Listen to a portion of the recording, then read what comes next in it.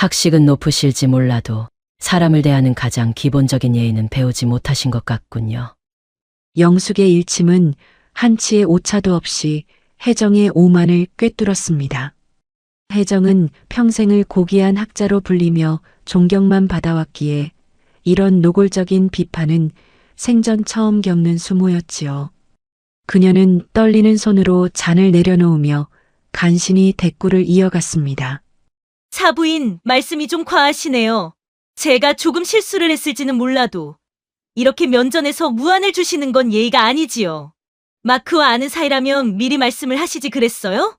혜정의 비겁한 변명에 영숙은 차가운 미소를 지었습니다. 그 미소는 상대를 비웃는 것이 아니라 상대의 얕은 생각에 대한 측은지심에 가까웠어요. 제가 마크와 아는 사이인지가 왜 중요합니까? 만약 제가 정말로 교수님 생각처럼 메뉴판 하나 못 읽는 무식한 여자였다면 교수님은 오늘 이 식사 내내 저를 조롱하며 그 월감을 만끽하셨겠지요. 혜정은 수치심과 분노가 뒤섞인 표정으로 입술을 파르르 떨었지만 영숙이 뿜어내는 기세에 눌려 더는 반박할 말을 찾지 못했어요. 이런 가풍을 가진 집안과는 사돈을 맺을 수 없습니다. 사람을 수단으로 보고 급을 나누어 대화하는 곳에 제 아들을 보낼 수는 없어요. 이 혼사는 오늘 이 시간부로 없었던 일로 하죠. 사랑하는 자식들의 상견례장, 파국으로 끝난 이 상황이 과연 이야기의 끝일까요?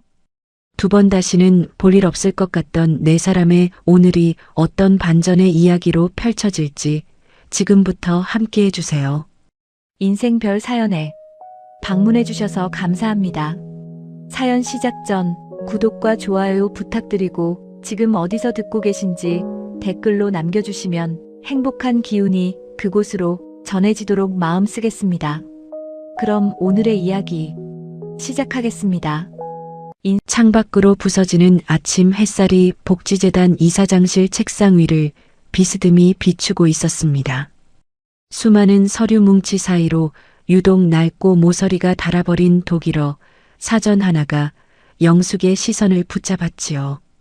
그녀는 떨리는 손길로 누렇게 변색된 사전의 첫 장을 넘겼습니다. 종이장마다 배어있는 낡은 세월의 냄새는 순식간에 그녀를 1980년대 말 차가운 바람이 불던 낯선 이국 땅으로 데려다 주었습니다. 58살의 영숙은 이제 누군가의 존경을 받는 이사장이었지만 서랍 속 이 낡은 사전만 보면 가슴 한구석이 여전히 시려 오곤 했습니다. 20살 남짓한 나이에 고등학교를 졸업하고 더 나은 삶을 꿈꾸며 선발되었던 독일행 비행기 안에서 영숙이 할 수 있는 일이라곤 이 사전을 가슴에 꼭 품는 것뿐이었습니다. 교환 간호사라는 거창한 이름표를 달고 도착한 프랑크푸르트의 병원은 차갑고 냉혹한 전쟁터와 다름없었지요. 말이 통하지 않는 동양에서 온 어린 간호사에게 주어진 일은 가장 고되고 굳은 환자들의 오물을 치우는 일이었습니다. 병원의 차가운 타일, 바닥 위에서 영숙은 매일같이 무거운 침대 시트를 갈아치우고 환자들의 구토물을 닦아냈습니다. 영숙, 지금 뭐하고 있는 거야? 이 환자 드레싱 세트 준비해 오라고 한 지가 벌써 몇 분이야? 정말 말이 안 통하면 몸이라도 빨라야 할 거 아냐? 현지 수간호사의 날카로운 질책이 복도를 울릴 때마다 영숙은 고개를 깊이 숙이며 죄송하다는 말을 삼켜야 했습니다. 낯선 언어는 날카로운 화살이 되어 가슴을 찔렀고 고단한 노동은 어린 어깨를 무겁게 짓눌렀습니다. 하지만 영숙은 포기할 수 없었습니다. 밤이 되면 쏟아지는 잠을 쫓으려 자신의 허벅지를 뾰족한 연필 끝으로 찔러가며 독일어 단어를 하나하나 외웠어요. 그때 영숙의 손등은 늘 독한 소독약에 부르터 피딱지가 앉아 있었고 눈가엔 고향에 계신 부모님을 향한 그리움이 눈물 자국으로 마를 날이 없었습니다. 괜찮아, 영숙아. 여기서 울면 지는 거야. 내일은 오늘보다 단어 하나라도 더 알아들으면 되는 거야. 내가 여기서 무너지면 한국에 있는 동생들 학비는 누가 되겠니? 거울 속의 자신에게 그렇게 주문을 걸며 버텼던 고독한 청춘이었습니다. 그러던 중 운명처럼 만난 남편은 그 시린 생활의 유일한 안식처가 되어 주었지요. 같은 처지의 파견 근로자로 만나 서로의 부르튼 손을 잡아주던 두 사람은 좁은 자취방에서 미래를 꿈꿨습니다. 영숙 씨, 우리 여기서 딱 5년만 고생합시다. 나중에 한국 돌아가면 마당 있는 집 지어서 우리 식구들 다 같이 살게 해줄게요. 미안해요. 이런 좁은 방에서 고생만 시켜서. 남편의 따뜻한 위로에 영숙은 비로소 웃음을 되찾았고 두 사람은 서로의 고단함을 보듬으며 사랑을 키웠습니다. 마침내 축복처럼 아들 주원을 얻었을 때 영숙은 세상의 모든 고통이 사라지는 기분을 느꼈습니다. 하지만 행복은 신기루처럼 짧았습니다. 갑작스러운 사고로 남편을 먼저 떠나보낸 영숙은 슬퍼할 겨를도 없이 7살 난 아들 주원의 손을 잡고 다시 한국행 비행기에 몸을 실어야 했습니다. 공항 대기실에서 아빠는 왜 같이 안 가느냐고 묻는 어린 주원의 맑은 눈을 보며 영숙은 차오르는 울음을 삼키고 다짐했습니다. 주원아, 이제부터는 엄마가 우리 주원이 아빠 목까지 다 할 거야. 세상에서 가장 단단하고 멋진 사람으로 키워줄게. 엄마만 믿어. 우리 둘이서 꼭 보란 듯이 일어서자. 귀국 후 영숙의 삶은 다시 시작된 전쟁이었습니다. 낮에는 개인 병원의 간호사로 환자들의 수발을 들었고 밤에는 식당 일을 병행하며 잠을 4시간 이상 자본 적이 없었습니다. 좁은 단칸방에서 잠든 주원의 얼굴을 보며 영숙은 부르튼 발을 주물렀습니다. 동전 한 푼 아껴가며 적금을 붓고 남들이 버리는 가구도 주워다 닦았으며 악착같이 자산을 모았습니다. 남들은 무식하게 몸을 혹사한다고 혀를 찼지만 그녀는 아들 주원의 교육과 생계를 위해 가시밭길을 개척하는 투사처럼 살아왔습니다. 이사장님, 이번 달 장학금 지급 명단입니다. 확인 부탁드려요. 직원의 목소리에 영숙은 회상에서 깨어났습니다. 그녀의 손마디는 굵어졌고 피부는 거칠어졌지만 주원을 외윤의 강형의 단단한 성품을 가진 32살의 청년으로 번듯하게 키워낸 자부심 하나로 버틴 세월이었지요. 영숙은 책상 위에 놓인 주원의 사진을 보며 인자한 미소를 지었습니다. 주원아, 엄마는 내가 이렇게 단단하게 자라준 것만으로도 내 지난 세월이 다 보상받는 기분이란다. 이제 내가 결혼을 한다니 엄마가 더 반듯한 모습을 보여야겠지. 그쪽 어머님이 훌륭한 교수님이라니 엄마가 결례를 범하면 안 될 텐데.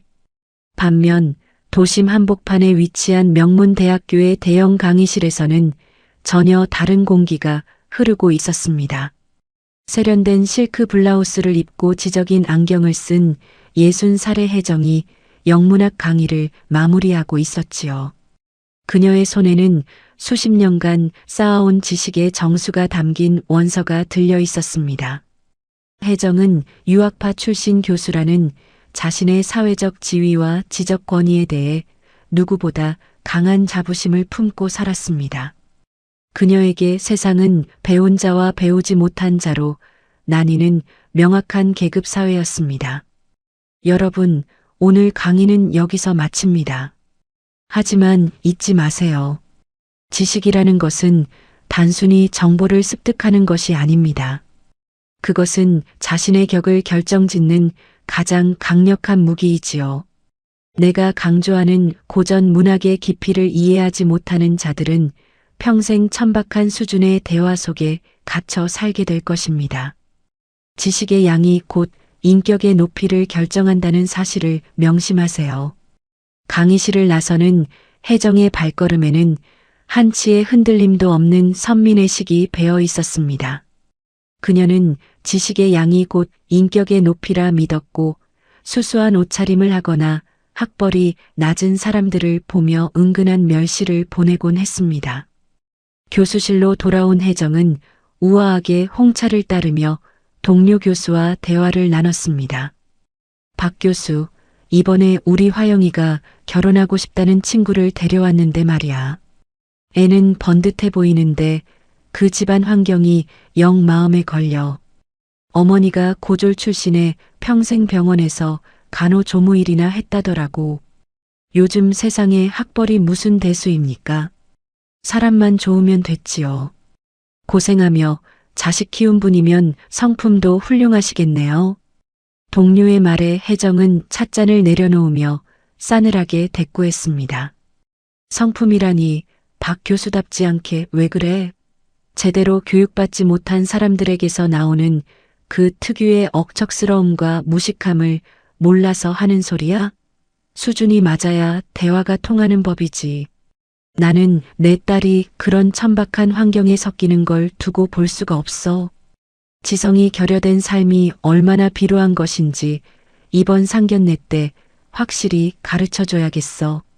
혜정은 서재 벽면을 가득 채운 영문 원서들을 보며 자신의 우월함을 다시 한번 확인했습니다. 그녀에게 세상은 책 속에 적힌 고귀한 문장들로 이루어진 곳이었고 삶의 현장에서 땀 흘리는 이들의 고초는 그저 수준 낮은 생존 본능일 뿐이었습니다. 혜정은 영숙이 독일의 차가운 병실에서 흘린 눈물의 무게를, 남편을 잃고 홀로 아들을 키워내며 수백억 대의 자산을 일궈낸 강인함을 꿈에도 알지 못했습니다. 그저 고졸 간호사라는 낡은 딱지 하나로 영숙의 전 생애를 비하하고 있었지요.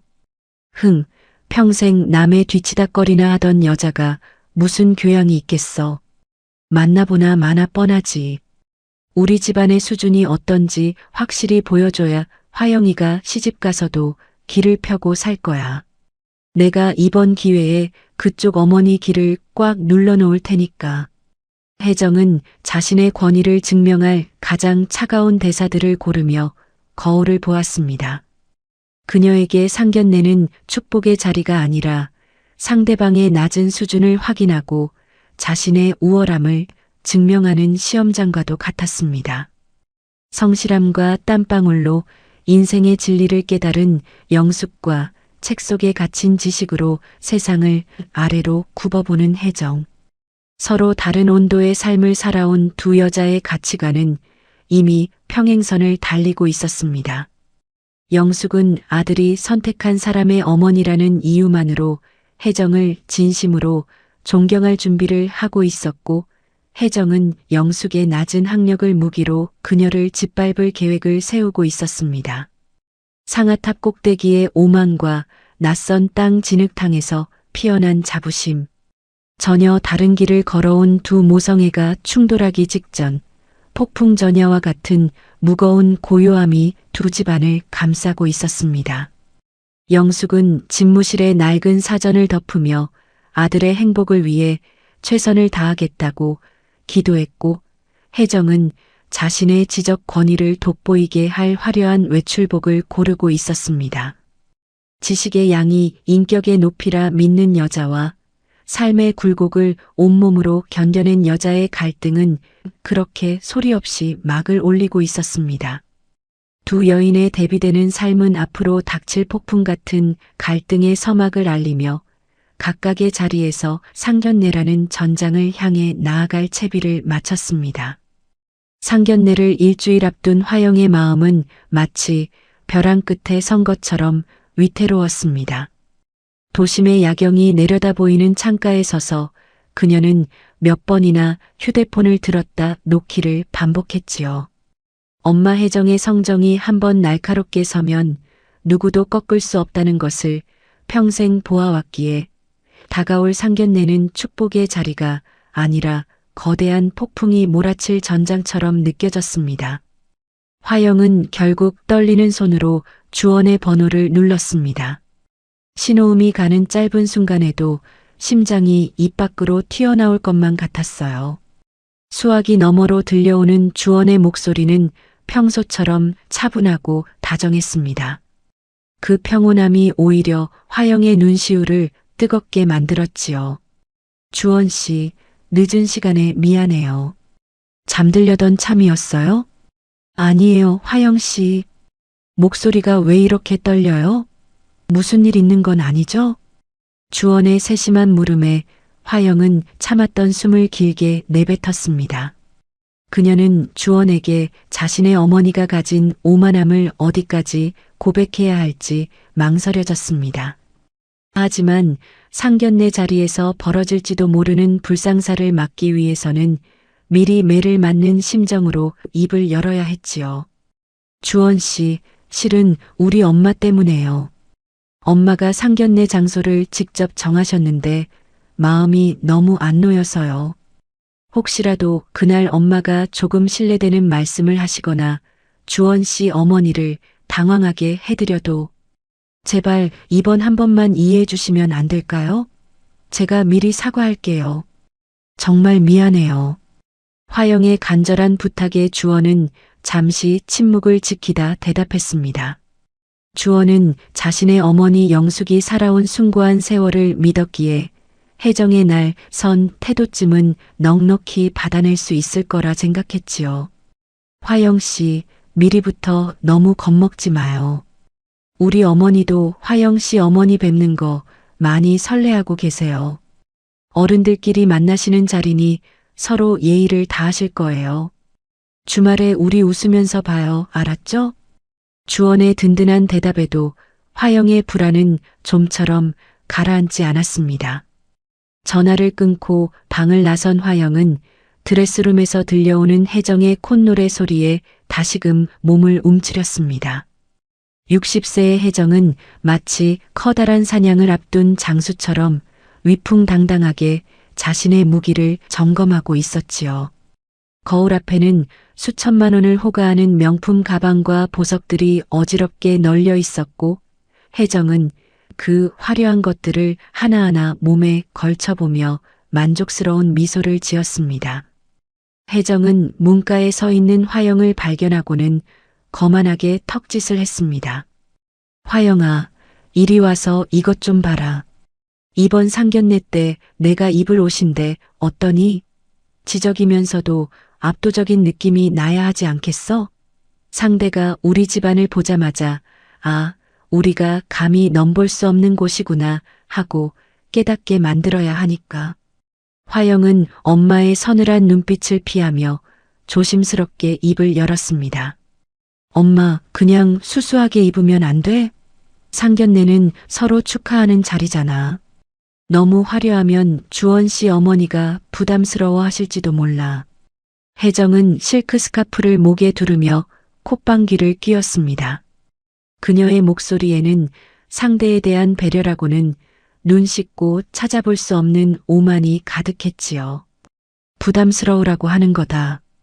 들어보니 그 집 어머니는 고등학교만 나오고 평생 병원에서 굳은 일이나 했다면서 그런 여자들이 가장 기죽는 게 뭔지 아니? 바로 범접할 수 없는 품격과 돈의 냄새란다. 내가 이번에 예약한 청담동 레퓨어는 메뉴판조차 프랑스어와 영어로만 되어 있지. 그 여자가 메뉴판을 앞에 두고 쩔쩔매는 꼴을 상상하니 벌써부터 웃음이 나오는구나. 화영은 엄마의 잔인한 계획에 온몸에 소름이 돋는 것을 느꼈습니다. 혜정은 영숙이 고졸 출신이라는 사실 하나만으로 그녀를 철저히 무시하고 짓밟을 준비를 마친 상태였지요. 혜정에게 결혼이란 인격과 인격의 만남이 아니라 집안의 급수를 나누고 우열을 가리는 계급 전쟁과도 같았습니다. 엄마, 제발 부탁이야. 장소 좀 옮기자. 주원 씨 어머니가 메뉴판을 못 읽으시면 어떡해? 그건 예의가 아니잖아. 우리 그냥 편안한 한정식 집으로 가면 안 될까? 혜정은 화장의 마무리인 립스틱을 입술에 정교하게 바르며 화영의 말을 가차없이 잘라버렸습니다. 안 된다. 결혼은 수준이 맞는 집안끼리 하는 거야. 내 딸을 그런 근본 없는 집안에 보내면서 이 정도 기선 제압도 안 할 줄 알았니? 화영아, 너는 내 딸로서 그 정도 분별력은 있어야지. 무식한 사돈 밑에서 내가 무시당하지 않으려면 처음부터 우리가 어떤 수준인지 뼛속까지 새겨줘야 해. 지식이 없는 사람들은 강한 권력 앞에서만 고개를 숙이는 법이거든. 화영은 더 이상 엄마를 설득할 수 없다는 절망감에 휩싸였습니다. 혜정은 딸의 행복보다 자신의 지적 우월감을 증명하는 것이 훨씬 중요한 사람이었지요. 그녀는 밤늦도록 외국어 메뉴판의 발음을 연습하고 영숙을 당황하게 할 날카로운 질문들을 수첩에 적어 내려갔습니다. 상아탑 안에서 평생 대접만 받고 살아온 그녀에게 세상은 오직 배운 자와 배우지 못한 자로 나뉜 명확한 계급사회였어요. 다음 날 혜정은 한술 더 떠 명품 거리의 백화점을 방문했습니다. 평소 즐겨 입던 정장보다 훨씬 더 화려하고 고가의 명품 의상을 고르며 그녀는 승리자의 미소를 지었지요. 점원이 건네는 샴페인을 마시며 혜정은 자신의 화려한 겉모습이 영숙의 초라한 배경을 얼마나 비참하게 만들지 상상하며 쾌감을 느꼈습니다. 그래, 이 정도는 돼야지. 고작 간호학원 나와서 환자 수발이나 들던 여자가 내 앞에 앉았을 때 스스로가 얼마나 보잘것없는지 깨닫게 해줘야 해. 교육의 차이가 곧 인간의 차이라는 걸 말이야. 혜정의 오만은 시간이 갈수록 더욱 단단해졌고 그럴수록 화영의 가슴은 검게 타들어갔습니다. 화영은 상견례 당일 아침 거울 앞에서 파리하게 질린 자신의 얼굴을 보며 눈물을 훔쳤습니다. 혜정은 거실에서 비서에게 전화를 걸어 레스토랑의 예약 상태를 최종 점검하며 거드름을 피웠지요. 예약 확인됐지? 프랑스인 서버로 배치해달라고 다시 한번 강조해. 와인 리스트도 가장 비싼 걸로 준비해두고 오늘 아주 흥미로운 구경을 하게 될 테니까. 혜정의 목소리는 마치 전쟁터로 나가는 장수처럼 비장하고도 서늘했습니다.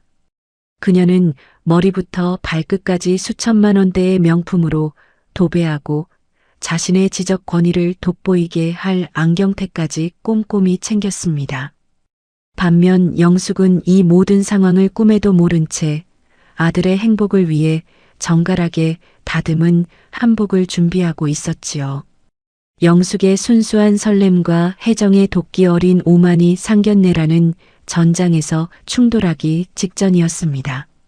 화영은 차 뒷좌석에 앉아 창밖을 바라보며 간절히 기도했습니다.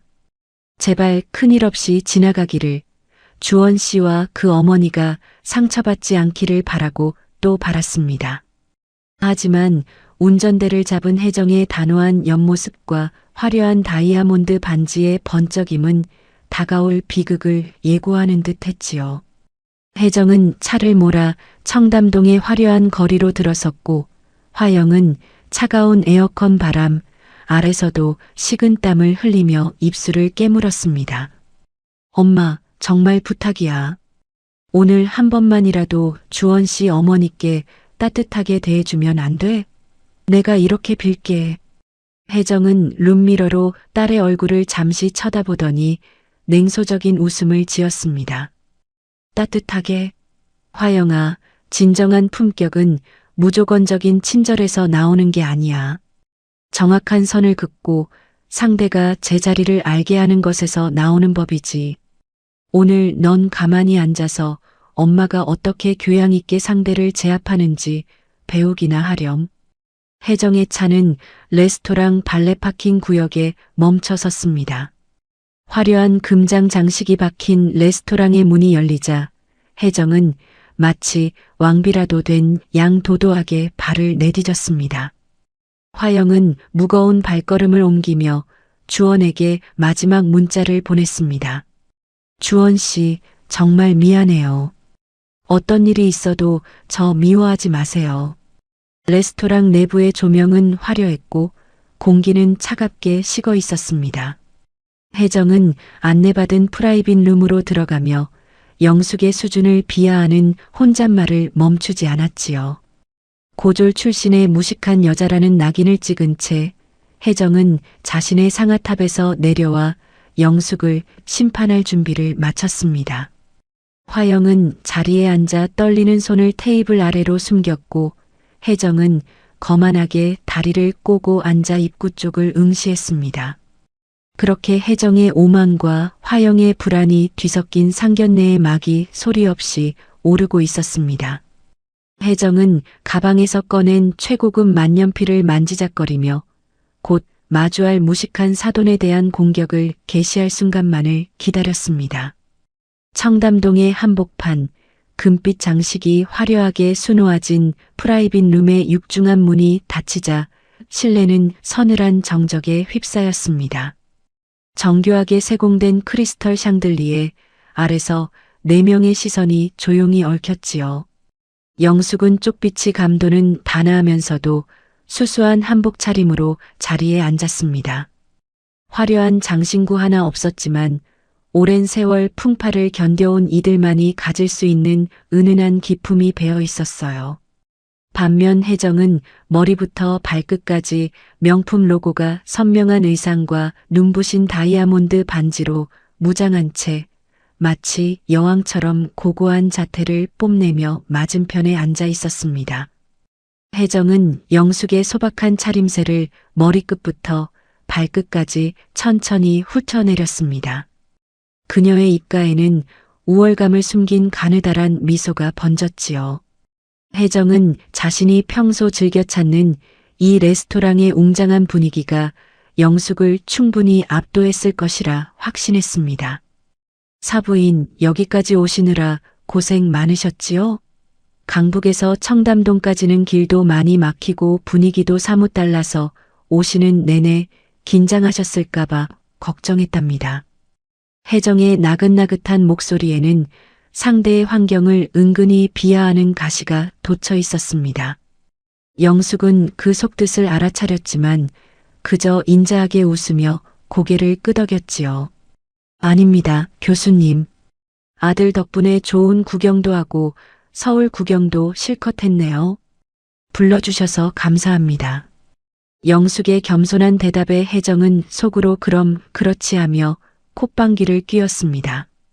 그녀는 곧이어 테이블 위에 놓인 가죽 커버의 메뉴판을 영숙의 앞으로 슬쩍 밀어놓았어요. 그 메뉴판은 이 레스토랑의 명성에 걸맞게 한국어라고는 찾아볼 수 없는 오직 프랑스어와 영어로만 빽빽하게 채워진 것이었습니다. 혜정은 영숙이 메뉴판을 펼치자마자 당황하며 쩔쩔맬 모습을 기대하며 잔을 들어 물을 한 모금 마셨지요.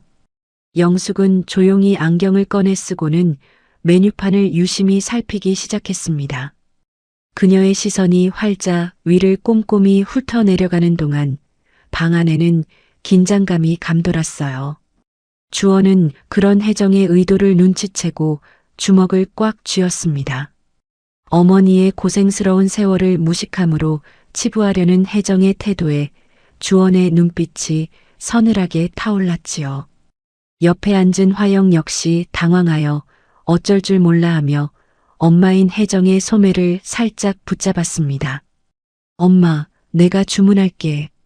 여기 단골이니까 내가 알아서 고르는 게 낫겠어. 화영이 다급하게 수습하려 했지만 혜정은 딸의 손을 가볍게 뿌리치며 영숙을 향해 더욱 우아한 목소리로 말을 건넸습니다. 아니란다, 화영아. 사부인께서도 직접 고르시는 재미가 있으셔야지. 사부인, 이런 곳은 처음이라 메뉴판 읽기가 참 낯설고 어려우시지요? 글자가 너무 작고 외국어뿐이라 눈이 아프실 거예요. 제가 하나하나 읽어드리고 추천해 드릴까요? 여긴 일반적인 식당이랑 달라서 메뉴 공부를 좀 해야 주문할 수 있는 곳이거든요. 혜정의 말은 겉으로 보기에 친절한 배려 같았으나 그 안에는 영숙이 이런 고가의 프랑스 정찬을 접해본 적 없는 무식한 사람이라는 단정이 깊게 뿌리 박혀 있었습니다. 혜정은 마치 어린아이를 타이르듯 거드름을 피우며 영숙의 표정을 살폈지요. 하지만 영숙의 얼굴에는 당황함 대신 깊은 호수 같은 평온함이 머물러 있었습니다. 영숙은 메뉴판에서 시선을 떼지 않은 채 혜정의 무시를 부드럽게 받아넘겼습니다. 교수님 말씀대로 참 정성이 많이 들어간 메뉴판이네요. 재료부터 조리법까지 아주 상세하게 적혀 있어서 구경하는 재미가 있습니다. 저를 배려해 주셔서 참 감사합니다. 영숙의 차분한 반응에 혜정은 내심 당황했습니다. 자신이 기대했던 어쩔 줄 몰라 하는 고졸 여자의 비굴한 모습이 아니었기 때문이지요. 혜정은 다시 한번 영숙을 자극하기 위해 목소리 톤을 한층 높였습니다. 어머, 사부인께서 긍정적이셔서 다행이네요. 사실 여기 요리는 이름부터가 생소해서 유학 다녀온 분들도 가끔 헷갈려 하거든요. 혹시 꽁피나 에스카르고 같은 단어는 들어보셨을지 모르겠어요. 모르는 게 당연하니까 부끄러워 마시고 제가 설명해 드리는 대로 드시면 돼요. 귀한 손님 모셨는데 주문부터 막히면 실례잖아요. 주원은 어머니를 모욕하는 혜정의 태도가 더 이상 견디기 힘든 수준에 이르자 입을 열려 했습니다. 하지만 영숙은 식탁 아래로 주원의 손을 지그시 누르며 아들을 만류했지요. 영숙은 혜정을 정면으로 응시하며 맑은 눈빛으로 대답했습니다. 교수님께서 우리 주원이를 얼마나 귀하게 생각하시는지 그 마음이 느껴집니다. 이렇게 좋은 곳에서 격식 있는 식사를 대접해 주시려는 그 정성이 참으로 귀하네요. 제가 부족한 점이 많아도 교수님 같은 분이 곁에 계시니 든든합니다. 영숙의 대사는 날 선 공격을 솜사탕처럼 감싸 안는 마력이 있었습니다. 혜정은 영숙의 낮은 자세에 승리감을 느끼면서도 왠지 모를 찝찝함을 떨치기 어려웠습니다. 혜정은 자꾸만 영숙을 깎아내려 하며 자신의 지적 우월감을 만끽하려 애썼지요. 호호, 사부인께서 그렇게 말씀하시니 제 마음이 좀 놓이네요. 사실 사람의 품격이라는 게 하루아침에 만들어지는 건 아니잖아요. 아무리 돈을 많이 벌어도 몸에 밴 지식과 교양은 감출 수 없는 법이지요. 화영이가 주원군 칭찬을 많이 하길래 집안 가풍이 어떤가 싶었는데 사부님께서 이렇게 소박하시니 우리 집안과는 참 대조적이라는 생각이 드네요. 화영은 엄마의 조롱이 멈추지 않자 울먹이는 목소리로 혜정에게 애원했습니다. 엄마, 제발 그만해. 주원 씨 어머니께 예의가 아니잖아. 주원 씨랑 나 오늘 축하받으러 온 자리야. 왜 자꾸 이상한 쪽으로 말씀을 하셔? 너는 가만히 있거라. 내가 사부인께 이 집의 정석을 가르쳐 드리는 게 왜 예의가 아니라는 거니? 다 사부인을 생각해서 하는 배려란다.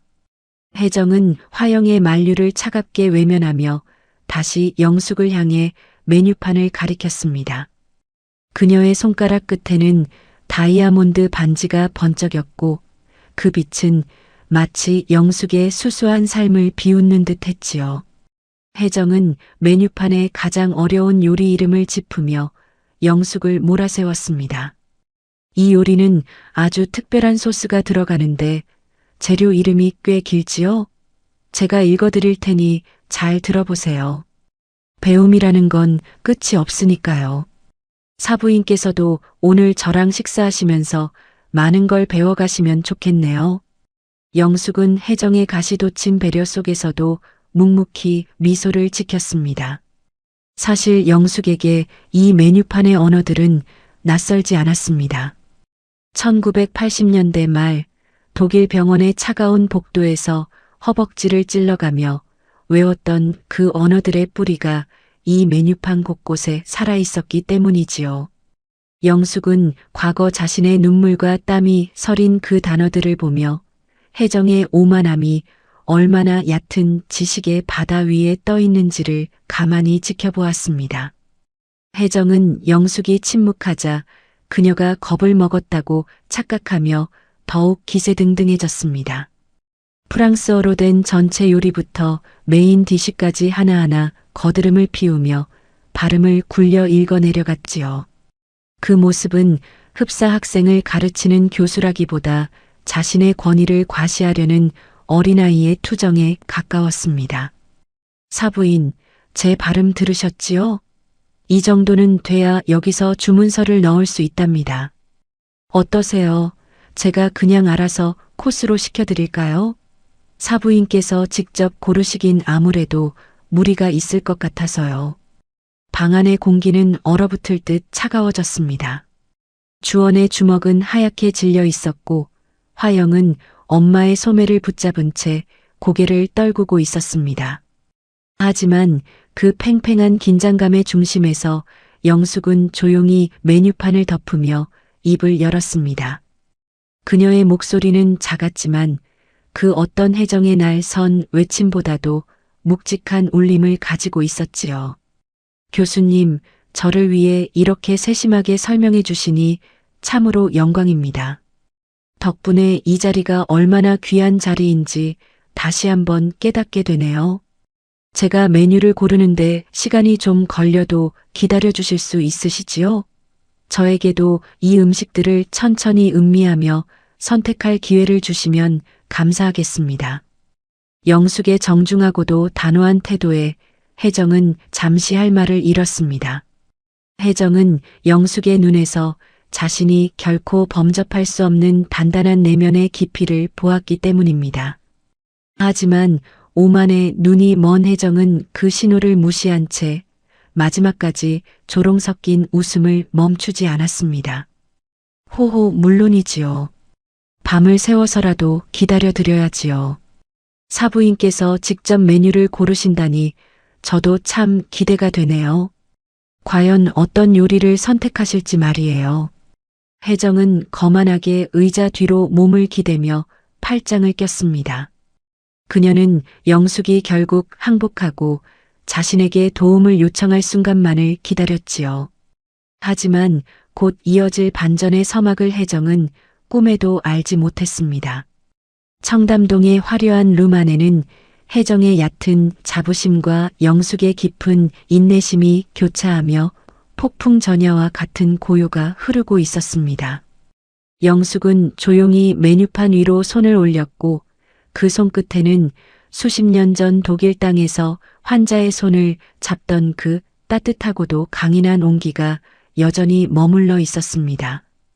혜정은 승리를 확신하는 미소를 지으며 와인 잔을 만지작거렸고 주원과 화영은 숨을 죽인 채 그 기이한 풍경을 지켜보고 있었습니다. 상견례라는 이름의 이 기묘한 연극은 이제 정점을 향해 달려가고 있었습니다.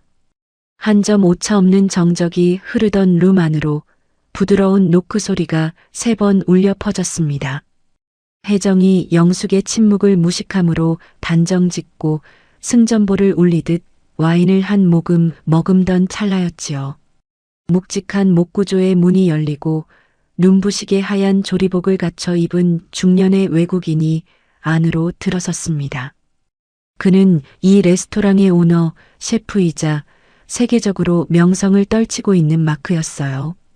혜정은 평소 자신이 이곳의 단골임을 과시하기 위해 화사한 미소를 지으며 고개를 살짝 까딱였습니다. 오, 마크. 직접 들어올 것까지는 없었는데. 오늘도 음식 기대할게요. 여기 우리 귀한 사돈 되실 분이 이런 정통 프랑스 요리는 처음이라 내가 신경 좀 써달라고 하려던 참이었어요. 혜정은 짐짓 거드름을 피우며 마크에게 아는 체를 했습니다. 원어민 앞에서도 주눅 들지 않는 자신의 영어 실력을 뽐내고 싶었는지 굳이 혀를 굴려가며 말을 이었지요. 하지만 마크의 시선은 혜정에게 머물지 않았습니다. 그는 혜정의 인사를 가볍게 지나쳐 곧장 영숙의 앞으로 걸어갔어요. 그리고는 4사람이 지켜보는 가운데 허리를 90도로 깊게 숙여 정중하게 인사를 건넸습니다. 혜정의 손에 들려있던 와인 잔이 미세하게 흔들렸습니다. 안녕하세요, 한 이사장님. 오늘 이곳에 모시게 되어 정말 큰 영광입니다. 마크의 입에서 흘러나온 것은 유창한 독일어였습니다. 그는 영숙을 향해 존경의 염원이 가득 담긴 눈빛을 보내며 다시 한번 고개를 숙였지요. 혜정은 마크가 왜 영숙에게 저토록 깍듯하게 대하는지, 그리고 왜 생뚱맞게 독일어로 말을 거는지 도무지 이해할 수 없다는 표정으로 얼어붙었습니다. 주원과 화영 역시 예상치 못한 상황에 숨을 죽이고 두 사람을 지켜보았지요. 영숙은 당황한 기색 없이 자리에서 일어나 부드러운 미소로 마크의 손을 맞잡았습니다. 그리고는 마크가 건넨 독일어에 화답하듯 원어민보다 더 품격 있고 우아한 독일어 문장을 쏟아내기 시작했습니다. 마크, 오랜만이에요. 바쁜 시간에 이렇게 직접 나와주지 않아도 괜찮은데. 지난번 재단 아이들을 위해 보내준 독일제 교구들은 정말 고마웠어요. 아이들이 얼마나 좋아하던지 마크에게 꼭 고맙다는 말을 전해달라고 하더군요. 영숙의 목소리는 낮고 차분했지만 그 안에는 혜정이 평생 책으로만 배운 죽은 언어와는 차원이 다른 생명력이 깃들어 있었습니다. 1980년대 말 독일 병원의 차가운 공기 속에서 환자들의 생명을 붙들며 익혔던 그녀의 언어는 이제 거장의 요리사와 소통하는 고귀한 수단이 되어 있었지요. 혜정은 영숙의 유창한 외국어 실력에 넋을 잃고 입을 벌린 채 그들을 바라보았습니다. 마크는 영숙의 손을 두 손으로 꼭 잡고 감격스러운 듯 영어와 독일어를 섞어가며 대화를 이어갔습니다. 이사님, 당신은 제 인생의 진정한 멘토입니다. 제가 한국에서 이 레스토랑을 열 수 있도록 용기를 주신 분이 누구신데요?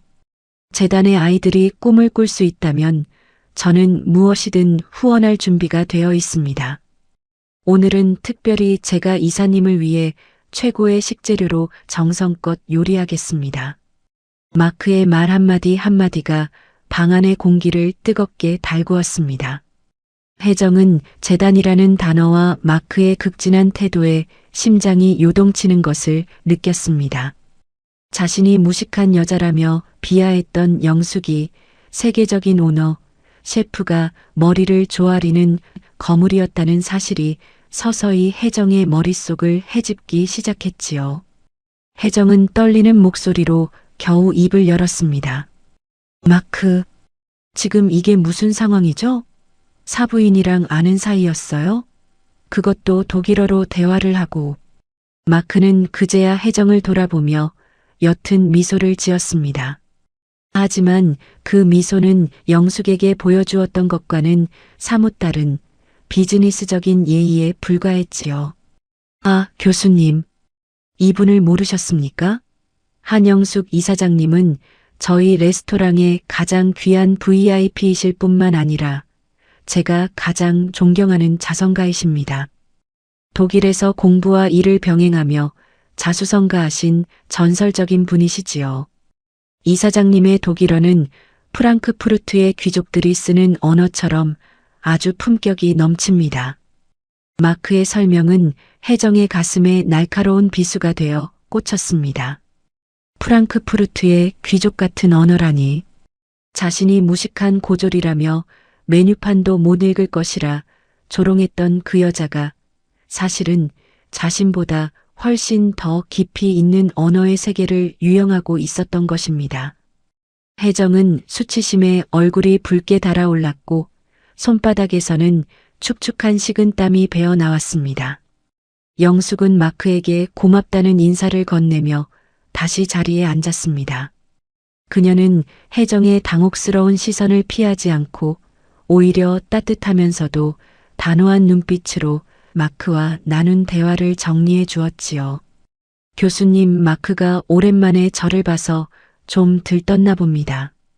제가 독일에서 보낸 시간들이 헛되지 않았는지 이렇게 좋은 인연들이 곳곳에 있네요. 메뉴판에 적힌 요리들이 마크가 공들여 만든 것들이라니 이제 마음 놓고 주문해도 될 것 같습니다. 영숙의 대사는 평온했지만 혜정에게는 그 어떤 호통보다 무겁게 다가왔습니다. 혜정은 자신이 밀어놓았던 메뉴판을 다시 영숙의 앞으로 슬쩍 옮겨 놓았습니다. 조금 전까지만 해도 읽어드릴까요? 라며 거드름을 피우던 모습은 온데간데 없고 이제는 영숙의 눈치를 살피며 잠만 만지작거리는 가련한 처지가 되었지요. 주원은 어머니의 당당한 모습에 벅차오르는 감동을 느끼며 혜정을 바라보았습니다. 혜정의 눈빛은 이미 초점을 잃고 흔들리고 있었고 화영은 엄마의 그늘에서 벗어나 영숙을 향해 존경의 눈빛을 보냈습니다. 화영은 엄마의 오만이 무너져 내리는 순간을 목격하며 진정한 품격이 학이나 명품 옷에서 나오는 것이 아님을 뼈저리게 느끼고 있었지요.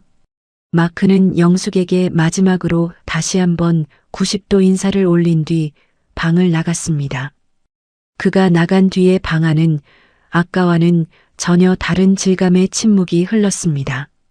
혜정은 자신이 평생 쌓아온 지식의 탑이 영숙이라는 거대한 산 앞에서 얼마나 초라하고 얕은 것이었는지 깨닫고 몸을 떨었습니다. 영숙은 차분하게 메뉴판을 한 장씩 넘기며 마크가 추천했던 요리들을 유창한 발음으로 의조렸습니다.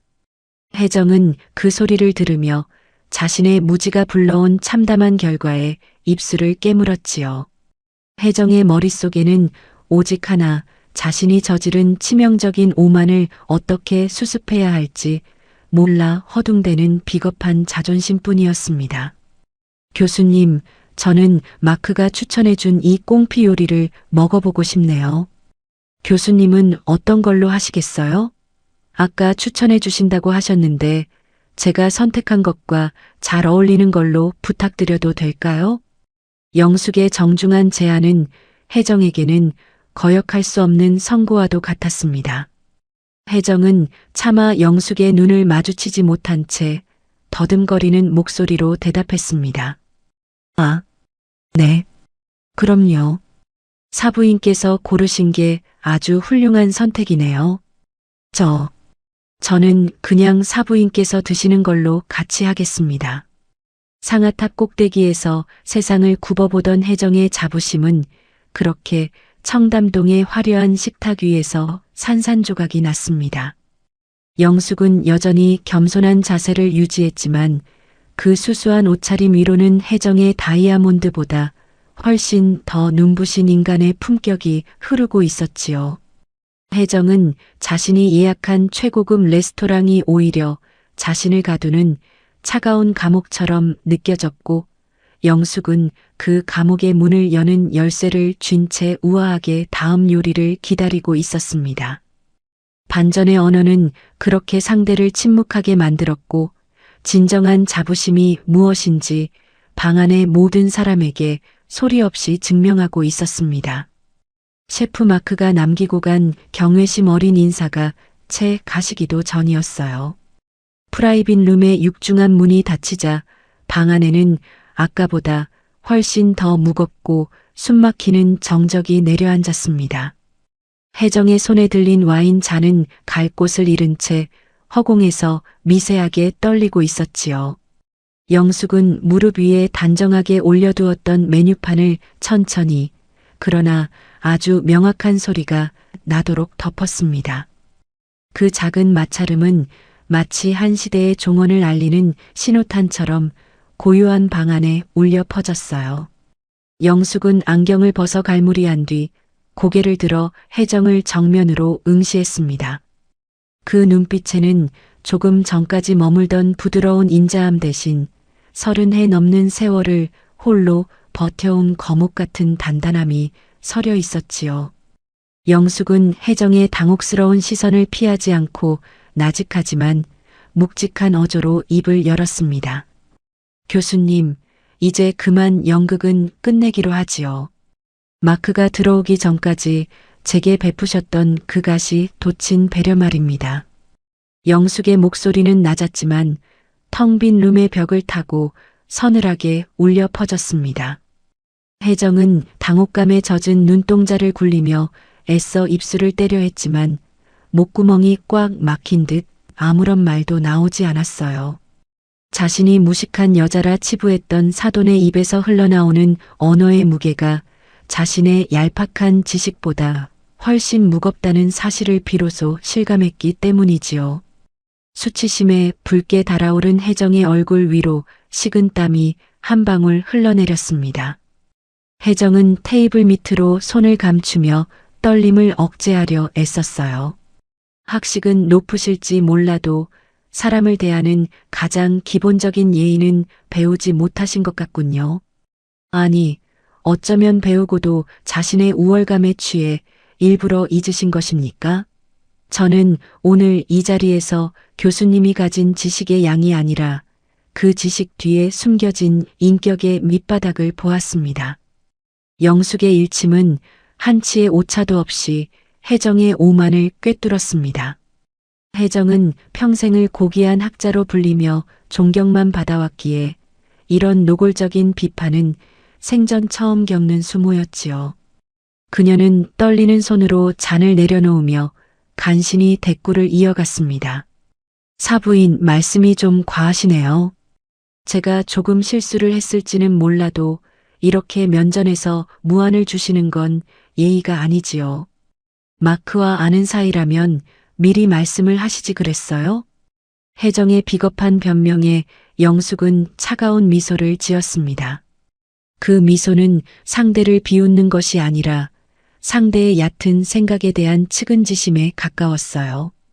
영숙은 잔을 만지작거리는 혜정의 손을 잠시 응시하다 다시 말을 이었습니다. 제가 마크와 아는 사이인지가 왜 중요합니까? 만약 제가 정말로 교수님 생각처럼 메뉴판 하나 못 읽는 무식한 여자였다면 교수님은 오늘 이 식사 내내 저를 조롱하며 그 우월감을 만끽하셨겠지요. 외국어 메뉴판을 방패 삼아 상대의 무지를 확인하고 즐거워하는 태도, 사람의 배경과 학벌로 인격의 등급을 매기는 그 태도 말입니다. 교수님, 그것은 지성이 아니라 오만이고 품격이 아니라 천박함입니다. 영숙의 입에서 천박하다는 단어가 나오자 혜정은 마치 채찍에 맞은 듯 몸을 움츠렸습니다. 자신이 영숙을 향해 내심 품고 있던 그 단어가 날카로운 화살이 되어 자신에게 돌아온 것이지요. 옆에 앉아있던 30살 화영은 이미 고개를 들지 못한 채 어깨를 들썩이며 소리 없는 눈물을 흘리고 있었고 32살 주원은 그런 어머니의 단호함을 묵묵히 지켜보며 그녀의 곁을 지켰어요. 영숙은 탁자 위에 놓인 자신의 거친 손을 잠시 바라보았습니다. 독일의 차가운 병원 바닥에서 소독약 냄새를 맡으며 환자의 오물을 닦아내던 시절, 그 고통스러운 세월이 켜켜이 쌓여 만들어진 주름진 손이었지요. 그녀는 그 손을 당당하게 혜정 앞에 내보였습니다. 저는 독일 병원 바닥에서 환자들의 오물을 닦으며 이 자리에 왔습니다. 남들이 무식하다고 손가락질할 때 저는 그 오물 속에서 인생의 존엄을 배웠고 밤을 새워 단어를 외우며 세상을 배웠습니다. 제 아들 주원이는 그런 제 눈물과 땀을 먹고 자란 아이입니다. 그런데 교수님은 오늘 제 아들 앞에서 제 삶을 비하하고 무시하셨습니다. 그것은 곧 제 아들의 근간을 모욕하는 일이고 우리 가족이 걸어온 거룩한 역사를 짓밟는 행위입니다. 영숙의 어조는 갈수록 서슬퍼렇게 날이 섰습니다. 혜정은 수치심과 분노가 뒤섞인 표정으로 입술을 파르르 떨었지만 영숙이 뿜어내는 기세에 눌려 더는 반박할 말을 찾지 못했어요. 상아탑 안에서 글자로만 세상을 배운 혜정에게 온몸으로 삶을 밀고 나간 영숙의 언어는 감당할 수 없는 무게였던 것이지요. 영숙은 이제 결심한 듯 의자에서 천천히 일어나며 옷매무새를 가다듬었습니다. 이런 가풍을 가진 지방과는 사돈을 맺을 수 없습니다. 지식은 머리에 채웠을지언정 가슴에는 오만만 가득한 분과 가족이 된다는 것은 제 아들에게 지옥을 선물하는 것과 다름없으니까요. 사람을 수단으로 보고 급을 나누어 대우하는 곳에 제 아들을 보낼 수는 없습니다. 이 혼사는 오늘 이 시간부로 없었던 일로 하겠습니다. 파혼 선언이 떨어지자 방 안의 공기는 순식간에 얼어붙었습니다. 화영이 비명 같은 울음을 터뜨리며 영숙의 옷소매를 붙잡으려 했지만 영숙은 차갑지도 뜨겁지도 않은 시선으로 화영을 바라보았지요. 그 시선에는 한 인간으로서의 연민과 예비 시어머니로서의 단호함이 교차하고 있었습니다. 화영 양 미안해요.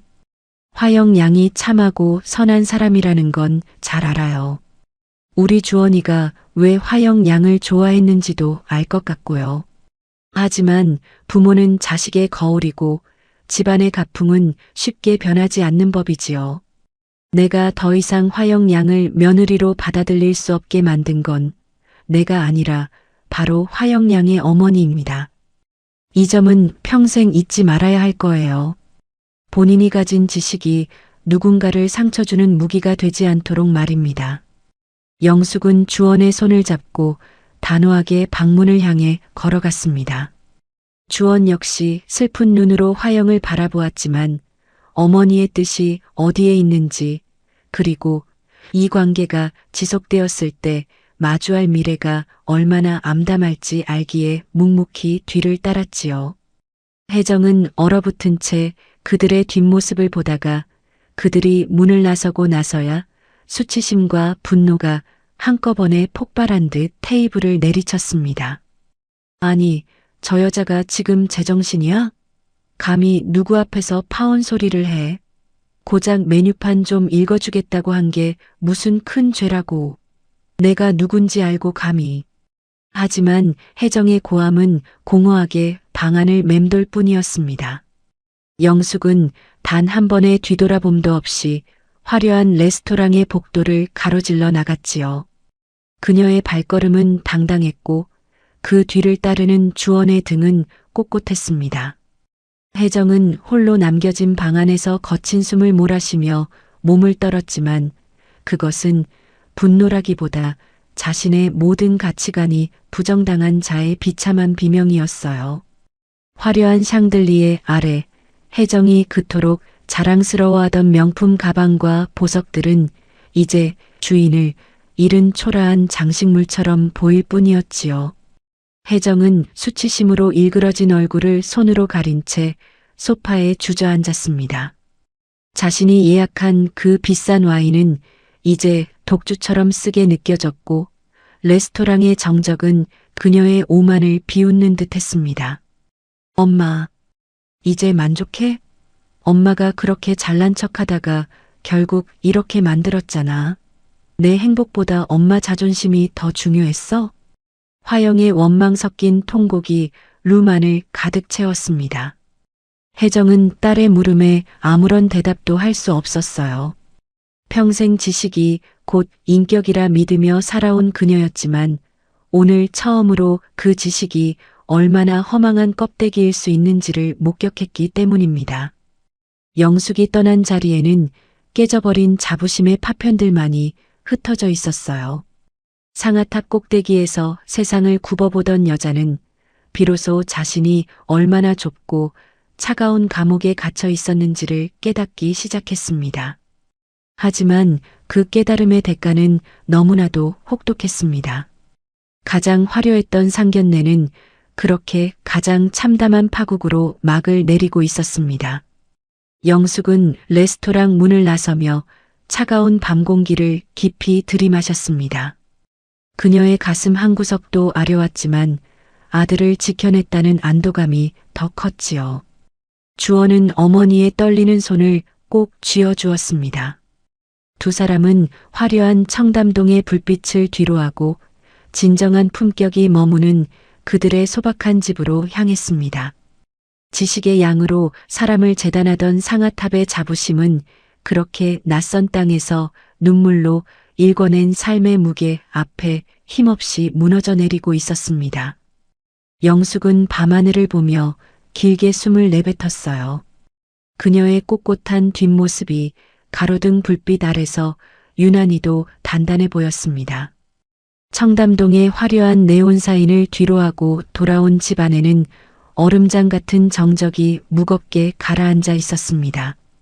현관문에 들어서자마자 혜정은 거칠게 명품 가방을 소파 위로 내던졌지요. 평소라면 흠집이라도 날까 노심초사하며 전용 더스트백에 보관했을 고가의 가죽 가방이었지만 지금 혜정의 머릿속은 오직 레스토랑에서 당했던 수모와 영숙의 서슬퍼런 일침만이 소용돌이치고 있었어요. 평생 단 한 번도 경험해보지 못한 거절이자 자신의 지적인 권위가 통째로 부정당한 참담한 순간이었습니다. 혜정은 떨리는 손으로 냉장고에서 생수를 꺼내 벌컥벌컥 들이켰지만 가슴속에서 치밀어 오르는 수치심은 좀처럼 가라앉지 않았습니다. 혜정은 거실 한복판에 서서 허공을 향해 날선 목소리를 내질렀습니다. 세상에 어쩌면 저렇게 천박하고 무례할 수가 있어. 감히 누구 앞에서 파혼 소리를 입에 올린담? 내가 누군지 알고 그깟 식당 주인 좀 안다고 세상 천지 분간을 못하는 모양이지. 혜정은 분을 참지 못하고 부르르 떨며 소파 등받이를 내리쳤습니다. 하지만 그 외침은 공허한 메아리가 되어 돌아올 뿐이었지요. 거실 한구석에 힘없이 주저앉아 있던 화영은 엄마의 저급한 분노를 지켜보며 차갑게 식은 눈으로 입을 열었습니다. 화영의 눈은 이미 오열로 인해 퉁퉁 부어올라 있었고 목소리는 갈라져서 형편없었지요. 엄마, 제발 그만 좀 해. 엄마가 지금 하고 있는 그 추한 행동이 바로 주원 씨 어머니가 말씀하신 천박함 그 자체야. 아직도 상황 파악이 안 돼? 엄마가 오늘 무슨 짓을 저질렀는지 정말 몰라서 그래. 화영의 냉소적인 말투에 혜정은 눈을 부릅뜨며 딸을 향해 몸을 돌렸습니다. 혜정의 눈에는 여전히 도끼 어린 자부심이 서려 있었지요. 너까지 왜 이래? 내가 누구 때문에 그 수모를 견냈는데 그 무식한 여자가 내 앞에서 훈계질할 때 너는 입 뻥긋도 못하고 있었잖니. 너 정말 그 집구석에 시집가고 싶어서 환장한 거야? 명문대 교수가 되어서 고졸 집안이랑 사돈 맺는 게 얼마나 수치스러운 일인지 내가 알기나 해? 수치? 진짜 수치가 뭔지 보여줄까? 엄마가 무식하다고 비하한 그분이 어떤 분인지 똑똑히 봐. 화영은 헛웃음을 지으며 자리에서 천천히 일어났습니다. 그리고는 서재 책상 위에 놓인 태블릿 PC를 혜정의 앞으로 거칠게 밀어놓았지요. 화면 속에는 영숙이 운영하는 복지재단의 공식 홈페이지와 그녀의 일대기를 심층적으로 다룬 경제 잡지의 기사들이 빼곡하게 떠 있었습니다. 주원 씨 어머니 단순한 간호사가 아니야. 1988년 독일로 건너가서 밤낮으로 환자 오물 닦아가며 번 돈으로 공부하고 투자해서 500억 원대 자산을 일구신 분이라고. 지금 운영하시는 재단은 정재계 인사들이 줄을 서서 후원하는 이 나라에서 가장 존경받는 복지재단이야. 엄마가 읽어주겠다던 그 메뉴판의 나라 독일에서 훈장까지 받으신 분이라고. 혜정은 떨리는 손으로 화면을 넘기며 기사들을 읽어내려갔습니다. 수백억 원대 자산가라는 타이틀보다 그녀를 더 경악하게 만든 것은 영숙이 독일 현지에서 취득한 전문 자격증들과 학업의 기록들, 그리고 재단 이사장으로서 사회 지도층과 어깨를 나란히 하고 있는 사진들이었지요. 혜정의 눈동자가 갈피를 잡지 못하고 흔들렸습니다. 혜정은 믿기지 않는다는 듯 중얼거렸습니다. 이게 다 정말이란 말이니? 독일에서 그렇게 고생을 하면서 이 모든 걸 다 해냈다고?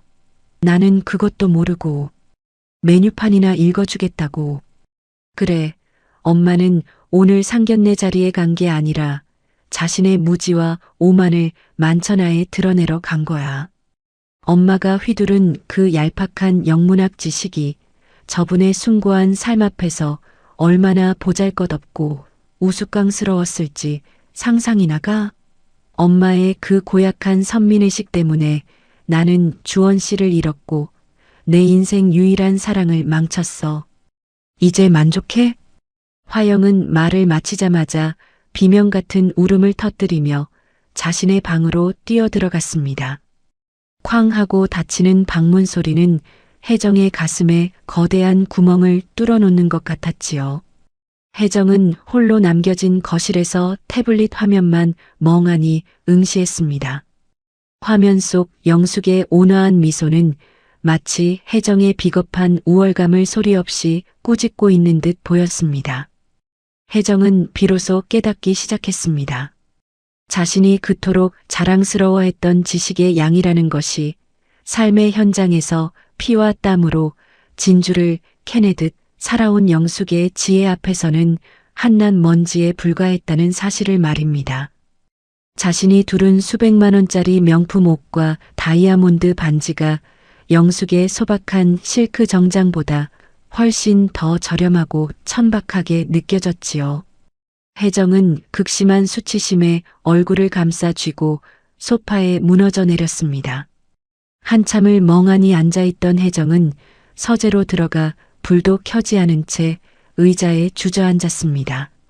어둠 속에서 서재 벽면을 가득 채운 수천 권의 책들이 마치 자신을 심판하는 배심원들의 눈동자처럼 느껴졌지요. 혜정은 책장에 꽂힌 영문학 원서 하나를 꺼내 들었지만 그 속에 적힌 고귀한 문장들이 자신과는 아무런 상관이 없는 죽은 글자들로 보였습니다. 혜정은 어둠 속에서 나직이 자신의 이름을 불러보았습니다. 민혜정, 너 정말 무슨 괴물이 된 거니? 그 귀한 삶을 내 얄팍한 혀로 난도질했어. 도대체 지식이 다 뭐라고 사람을 그렇게까지 무시한 거야? 자신이 레스토랑에서 뱉었던 그 오만한 목소리가 환청처럼 들려와 혜정은 귀를 막았습니다. 고졸이라고 간호사라고 감히 자신과 같은 반열에 설 수 없다고 단정지었던 그 짧은 지식의 끝이 이토록 참담한 낭떠러지일 줄은 꿈에도 몰랐지요. 영숙이 독일의 차가운 병원 바닥에서 사전 한 권의 의지의 삶을 읽어낼 때 자신은 상아탑 안에서 안온하게 지식의 허영을 즐겼던 세월이 떠올라 몸서리가 쳐졌습니다. 밤새 거실을 서성이던 혜정의 발걸음은 무거웠습니다. 화영의 방 앞을 지날 때마다 새어나오는 흐느낌은 혜정의 가슴을 난도질했지요. 딸의 결혼을 축복해 주러 온 자리에서 자신은 딸의 심장을 난도질하고 사돈의 인생을 모욕했습니다. 그 사실이 혜정을 지독한 수치심의 구렁텅이로 밀어넣었어요. 혜정은 평생 자신이 쌓아온 인격의 높이가 실상은 영숙의 발치에도 미치지 못한다는 진실을 받아들여야만 했습니다. 새벽 공기가 창틈으로 스며들었지만 혜정의 마음은 여전히 차가운 얼음 감옥에 갇힌 듯 했습니다. 그녀는 이제야 알게 된 진실의 무게에 짓눌려 자신이 그토록 무시했던 영숙의 삶이 얼마나 거대하고 숭고한 산이었는지를 뼈저리게 느끼며 참담한 눈물을 흘렸습니다. 혜정은 창밖의 푸르스름한 새벽빛을 보며 혼잣말을 뱉었지요. 지식의 양이 곧 인격의 높이라 믿었는데 나는 그저 껍데기만 요란한 빈 깡통이었구나. 화영아, 엄마가 정말 큰 죄를 지었어.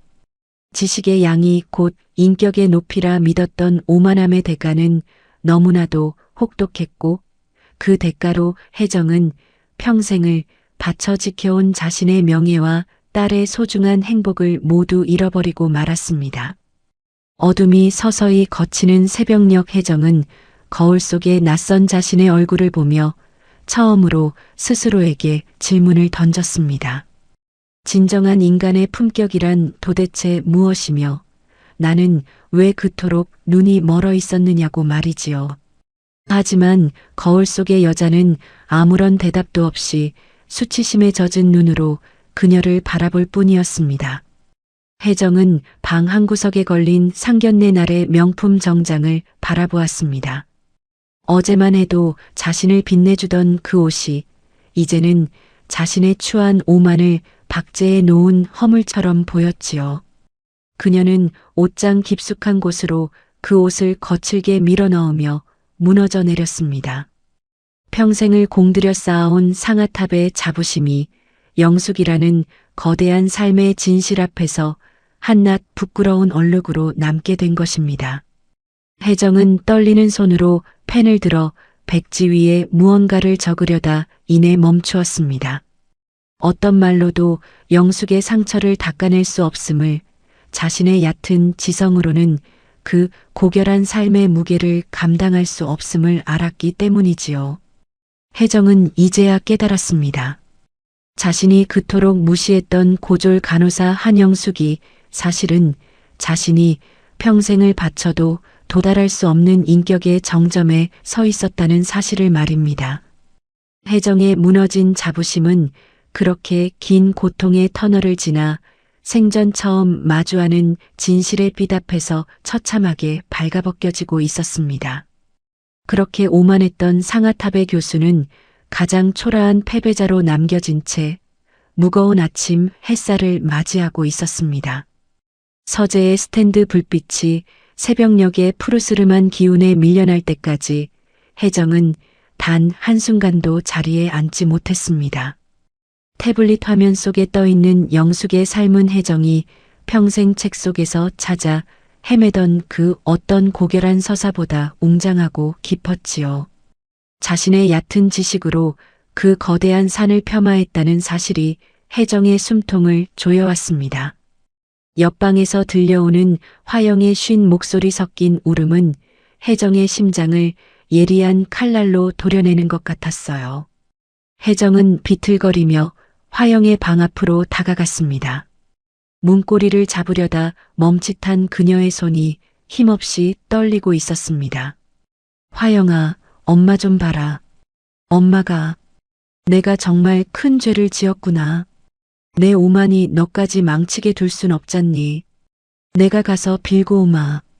그분께 가서 무릎이라도 꿇고 사죄하고 올게. 혜정은 문 너머의 딸에게 나직이 고백했습니다. 대답 대신 돌아온 것은 화영의 더욱 깊어진 오열뿐이었지요. 혜정은 그 소리를 뒤로하고 거울 앞에 섰습니다.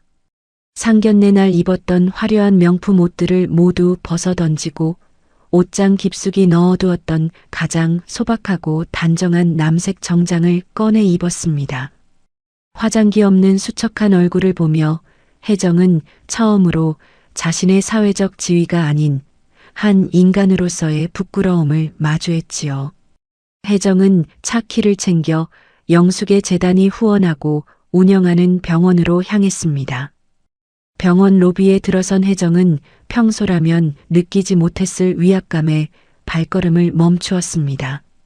소독약 냄새와 바쁜 의료진들의 움직임, 그리고 삶의 경계에서 사투를 벌이는 사람들의 활기가 가득한 이곳은 영숙이 평생을 바쳐 일궈온 왕국과도 같았습니다. 혜정은 안내 데스크에서 영숙의 집무실 위치를 물었습니다. 평소라면 교수 신분을 내세우며 특별한 대우를 요구했겠지만 지금 그녀는 죄인처럼 고개를 숙인 채 간호사의 지시를 묵묵히 따랐지요. 엘리베이터를 타고 병동복도에 내리자마자 혜정은 멀리서 걸어오는 영숙의 모습을 발견했습니다. 영숙은 흰 가운을 입은 의료진들과 심각하게 환자의 상태를 논의하며 걸어오고 있었어요. 혜정은 자신도 모르게 마른 침을 삼키며 복도 한가운데서 걸음을 멈췄습니다. 영숙이 가까워질수록 혜정의 심장 소리는 귓전까지 울릴 정도로 커졌습니다. 혜정은 영숙이 바로 앞까지 다가오자 허리를 90도로 깊게 숙이며 떨리는 목소리로 입을 열었습니다. 사부인, 아니 이사장님. 제가 정말 죽을 죄를 지었습니다. 염치 없는 줄 알면서도 이렇게 찾아왔습니다. 지난번 제가 저지른 무례를 진심으로 사죄드리고 싶습니다. 혜정의 고개는 바닥을 향해 고정되어 있었습니다. 평생 남에게 고개를 숙여본 적 없는 그녀가 수많은 환자와 보호자들이 오가는 병원 복도 한복판에서 자존심을 모두 내려놓은 것이지요. 혜정은 영숙이 자신을 꾸짖거나 적어도 차가운 눈총이라도 보내주길 기대했습니다. 하지만 돌아온 것은 가혹할 정도의 정적이었습니다. 영숙은 혜정이 앞에서 발걸음을 멈추지 않았습니다. 그녀는 마치 그 자리에 아무도 없는 것처럼 혹은 길가에 굴러다니는 돌덩이를 스쳐 지나가듯 아주 무심하고 차갑게 혜정의 곁을 지나쳐 갔지요. 영숙의 옷깃이 혜정의 어깨를 스치는 찰나 혜정은 그 짧은 순간에 서려 있는 영숙의 단호한 거부를 온몸으로 실감했습니다. 혜정은 고개를 숙인 채 다시 한번 절박하게 소리쳤습니다. 이 사장님, 제발 한 번만 제 진심을 들어주세요. 제가 눈이 멀어 사람을 알아보지 못했습니다. 제 딸 화영이를 봐서라도 한 번만 기회를 주십시오. 영숙은 단 한 번의 뒤돌아봄도 없이 병동 안으로 사라졌습니다. 혜정은 허공에 대고 사제를 올린 꼴이 되어 망연자실하게 서 있을 뿐이었지요. 병원을 오가는 사람들의 시선이 혜정의 등에 꽂혔지만 그녀는 그 수치심조차 느낄 수 없을 만큼 처참한 기분이었습니다.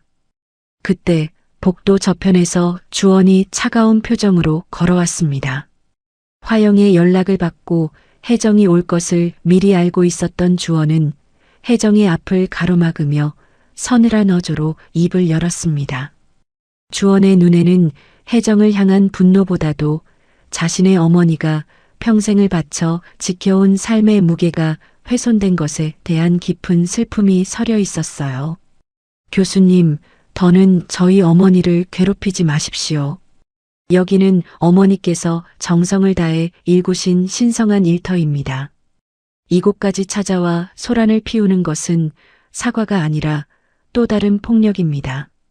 주원군, 내가 정말 잘못했네. 화영이가 식음을 전폐하고 울기만 해. 자네도 화영이를 생각해서라도 우리 사부인 마음을 좀 돌려주게. 내가 이렇게 빌겠네, 제발. 혜정은 이제 주원의 손이라도 붙잡을 기세로 매달렸습니다.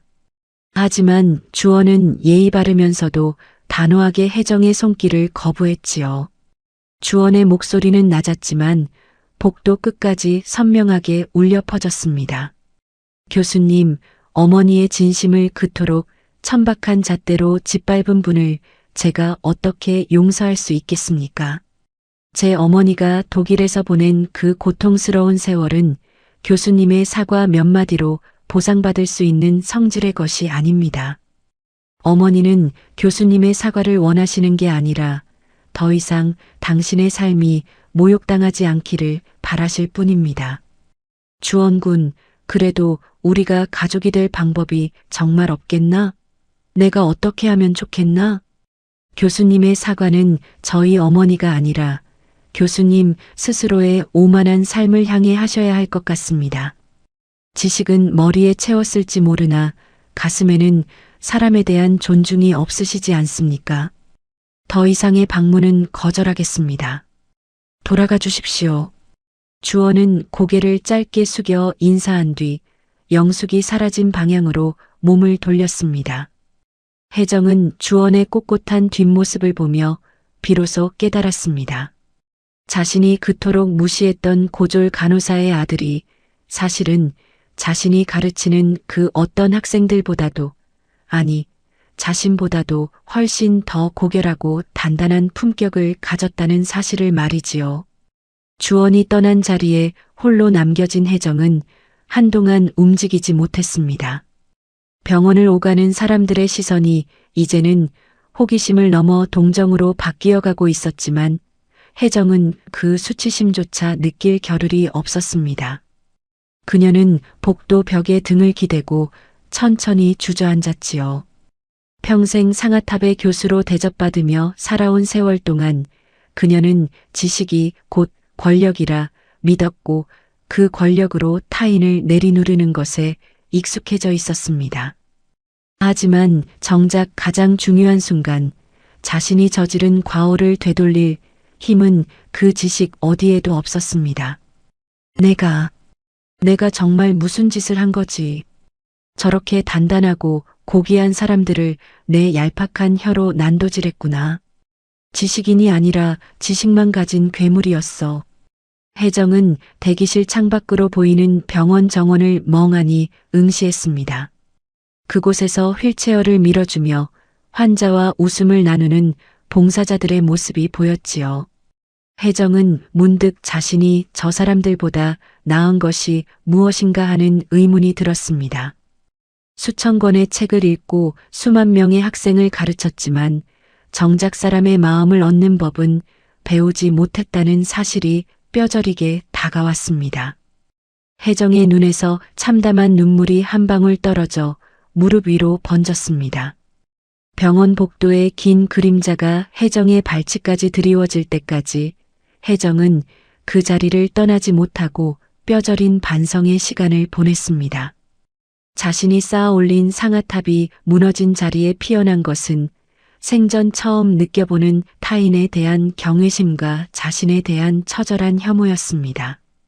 혜정은 이제 알게 된 사람의 급이라는 것이 학벌이나 재산이 아니라 고난을 이겨낸 세월의 깊이라는 것을 가슴에 새기며 어두운 병원 복도를 걸어 나왔습니다. 병원을 나서는 혜정의 뒤로 차가운 저녁바람이 불어왔습니다. 그녀의 어깨는 눈에 띄게 처져 있었고 당당했던 눈빛은 자책으로 가득 차 있었지요. 혜정은 차 안에 앉아 운전대를 잡고 한참을 흐느꼈습니다. 영숙의 외면은 혜정에게 큰 상처였으나 동시에 그녀가 평생 지녀온 오만한 껍질을 깨뜨리는 망치와도 같았습니다. 혜정은 이제 말뿐인 사과로는 아무것도 바꿀 수 없음을, 자신의 삶 전체를 던지는 진심만이 다친 영숙의 마음을 열 수 있음을 깨닫고 있었습니다. 그렇게 지독한 외면의 하루가 저물어가고 혜정의 진정한 참회는 이제 막 첫걸음을 떼고 있었습니다. 병원에서 돌아온 혜정은 밤새도록 자신의 서재에 불을 켜지 않은 채 앉아 있었습니다. 벽면을 가득 채운 수천 권의 책들과 화려한 학위 증명서들이 이제는 자신을 조롱하는 텅 빈 껍데기처럼 느껴졌지요. 영숙의 차가운 외면과 주원의 단호한 거절은 혜정에게 그 어떤 전공 서적에서도 배우지 못한 처절한 진리를 일깨워 주었습니다. 말뿐인 사과와 잠시 고개를 숙이는 비겁한 용서 구걸로는 영숙의 가슴에 맺힌 응어리를 풀 수 없다는 사실을 뼈저리게 깨달은 것이었어요. 혜정은 새벽녘이 되어서야 결심한 듯 자리에서 일어나 평생 자신을 지탱해 오던 교수의 체면과 우월감을 서랍 깊숙한 곳에 밀어 넣었습니다. 혜정은 영숙이 운영하는 복지재단의 홈페이지를 열어 일반 봉사자 신청란을 클릭했습니다. 자신의 이름 석자와 연락처만을 적어 넣었을 뿐 전직 교수라는 이력은 철저히 숨겼지요. 며칠 뒤 혜정은 화려한 실크 정장 대신 낡아서 색이 바랜 트레이닝복 상의와 헐렁한 면바지를 입고 거울 앞에 섰습니다. 화장기 없는 얼굴 위로 깊게 패인 주름이 고스란히 드러났지만 혜정은 오히려 그 모습이 자신의 진실한 속살을 마주하는 것 같아 마음이 차분해지는 것을 느꼈습니다. 재단의 무료 급식소에 도착한 첫날, 혜정은 비릿한 음식 냄새와 뜨거운 김이 자욱한 주방으로 안내되었습니다.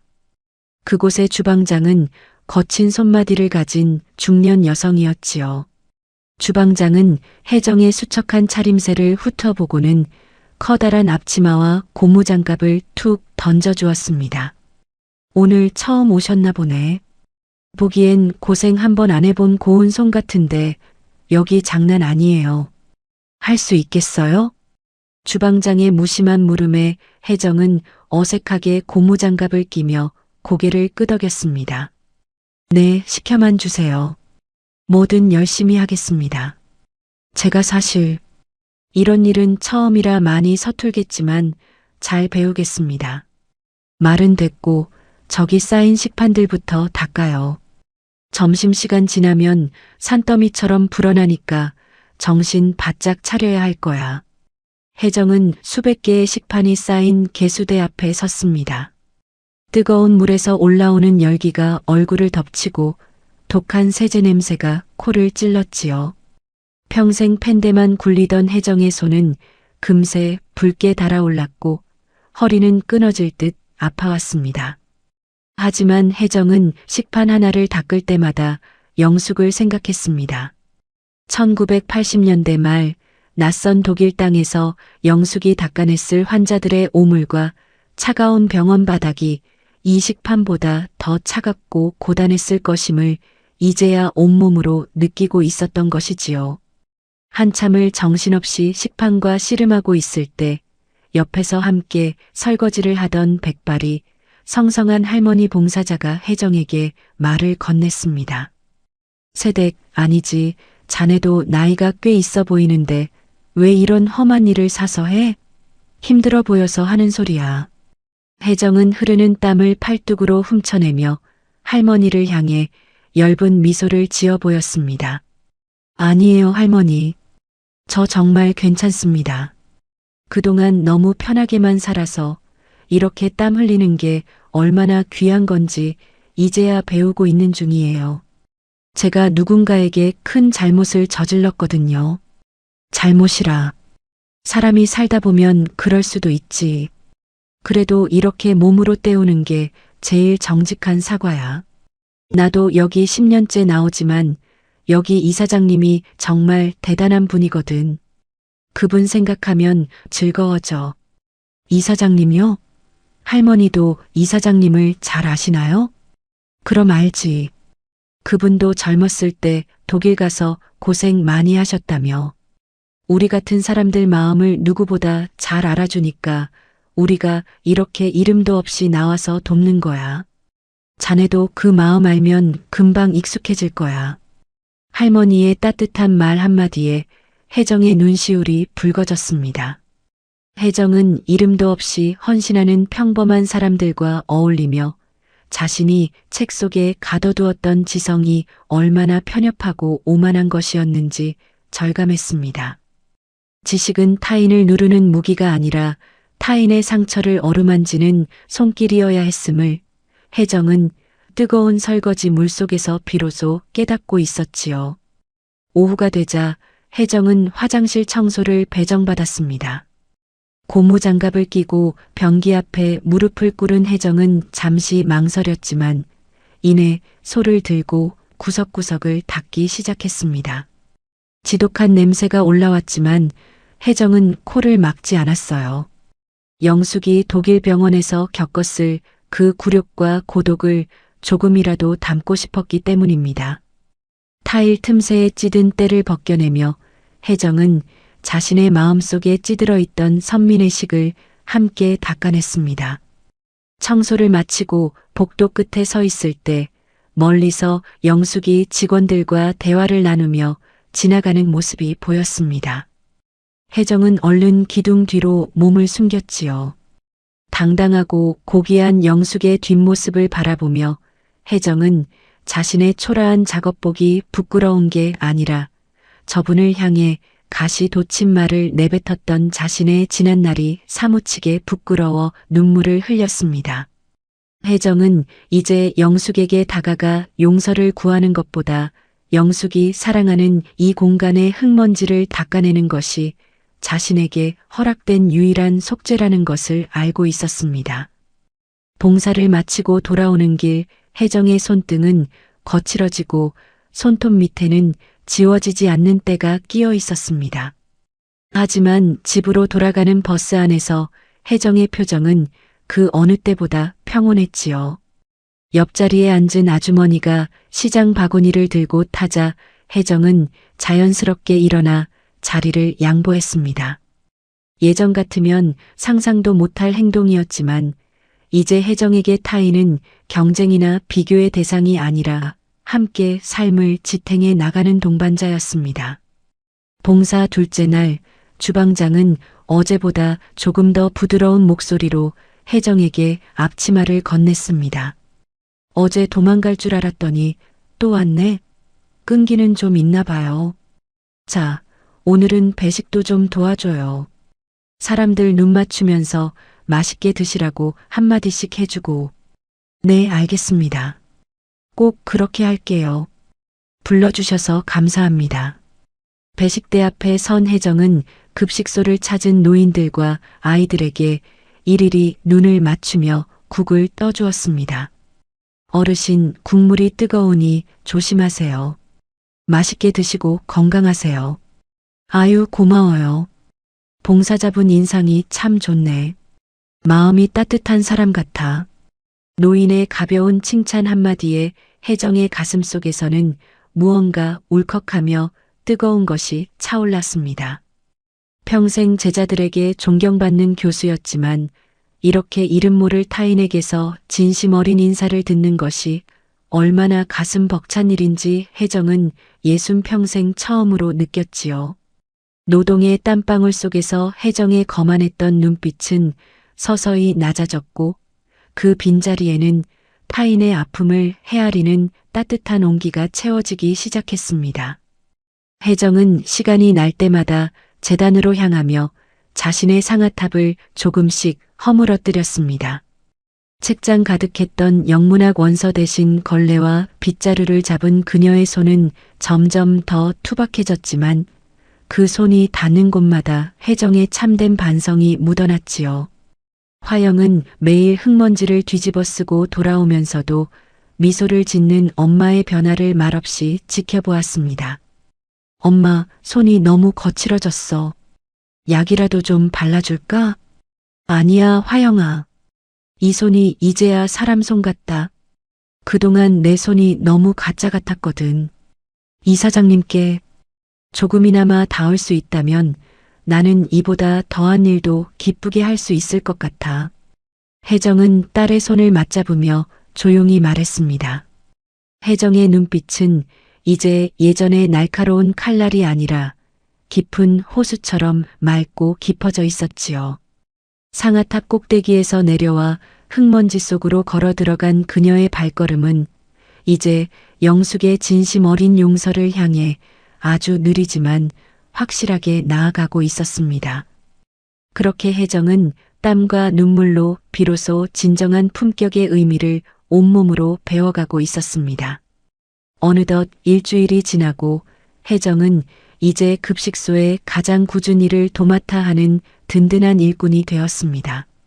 주방장도 할머니 봉사자들도 그녀가 누구인지 묻지 않았지만 그녀가 쏟는 정성만큼은 모두가 느끼고 있었지요. 혜정은 화장실 거울에 비친 자신의 얼굴을 보며 처음으로 스스로를 향해 작게 고개를 끄덕였습니다. 지식의 양이 곧 인격의 높이라 믿었던 오만은 사라지고 땀 흘리는 노동의 신성함만이 그녀의 영혼을 깨우고 있었던 것입니다. 혜정은 다시 한번 고무장갑을 조여끼며 다음 봉사지로 향했습니다. 그녀의 등 뒤로 따스한 오후의 햇살이 비추고 있었고 그 빛은 혜정의 변해가는 내면처럼 부드럽고 찬란하게 빛나고 있었습니다. 매미 소리가 유난히 극성이던 무더운 여름날의 오후였습니다. 맑았던 하늘이 순식간에 검게 타오르더니 비명이 터져 나올 듯한 폭우가 쏟아지기 시작했지요. 재단이 위치한 지형은 주변보다 낮아 갑작스러운 호우에 취약한 편이었습니다. 인근의 개천이 범람했다는 소식과 함께 재단 마당에는 어른 무릎 높이까지 흙탕물이 차오르기 시작했어요.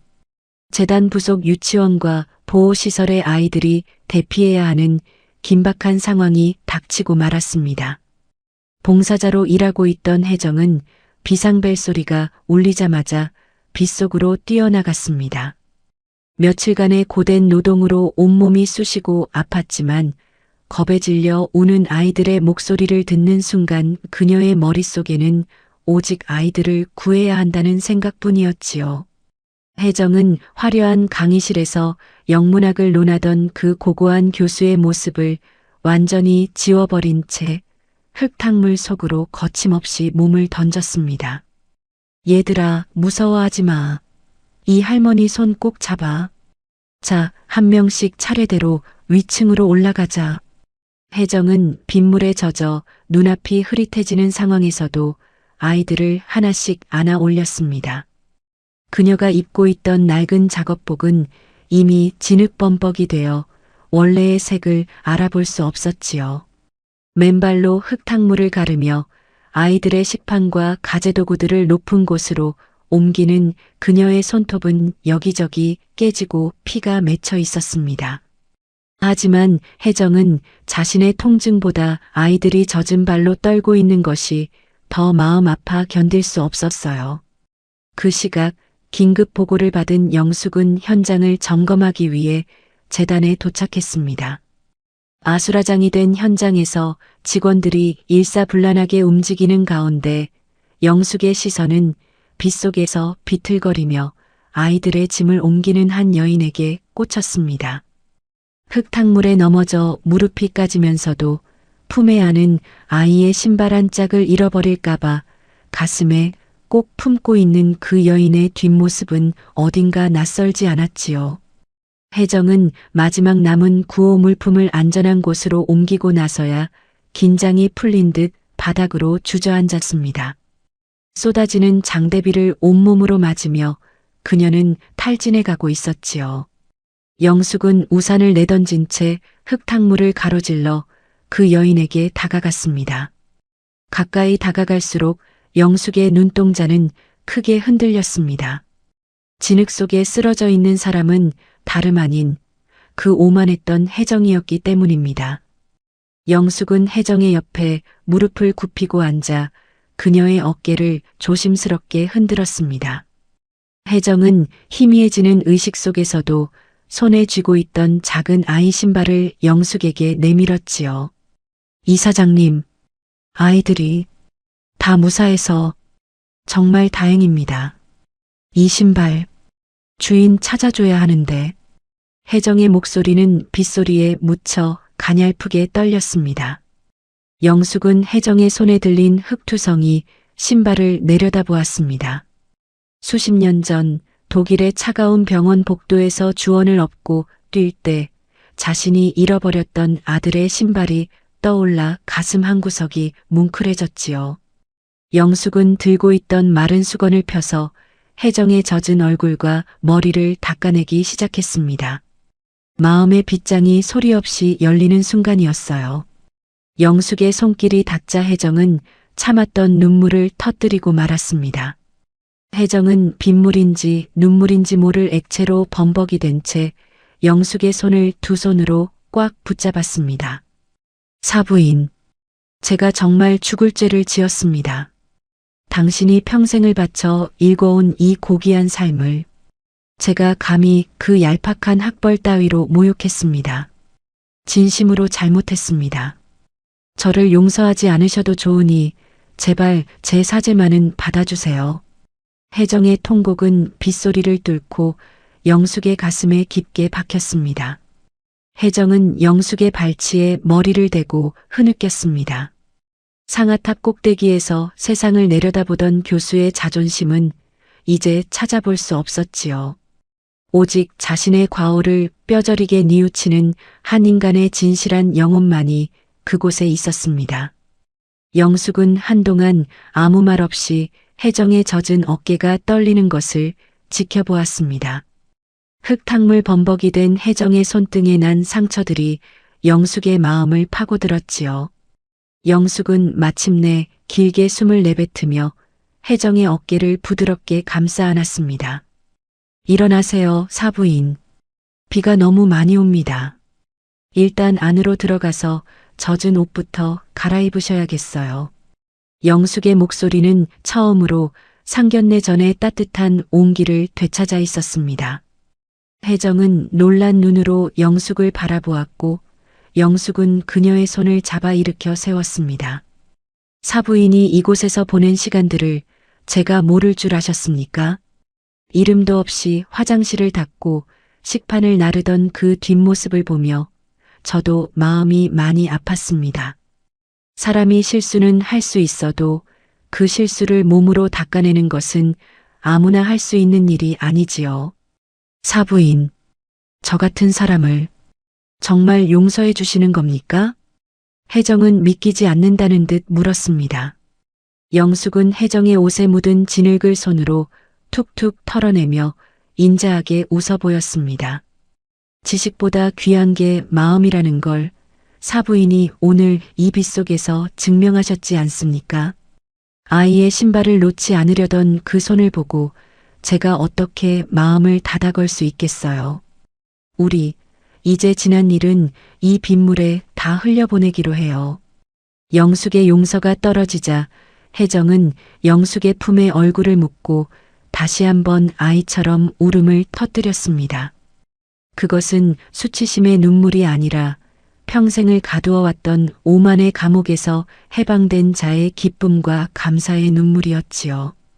두 여인은 비바람이 몰아치는 제단 마당 한가운데서 서로를 의지한 채 한참을 서 있었습니다. 제단 직원들이 다가와 두 사람을 부축했습니다.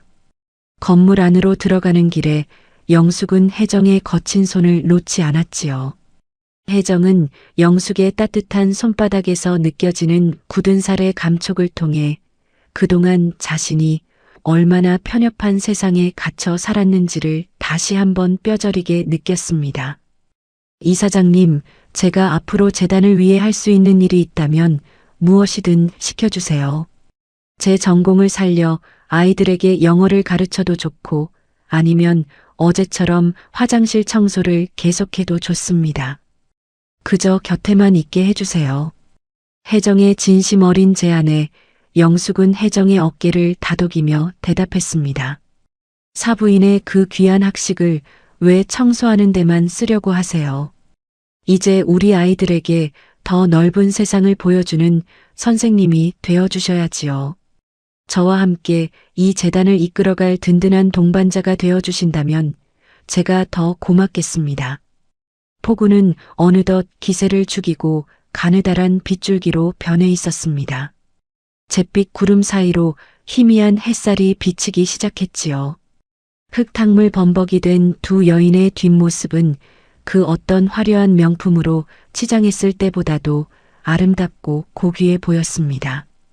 혜정은 비로소 자신의 삶에 찾아온 가장 낮은 곳에서의 은총을 경험하며 미소 지었습니다.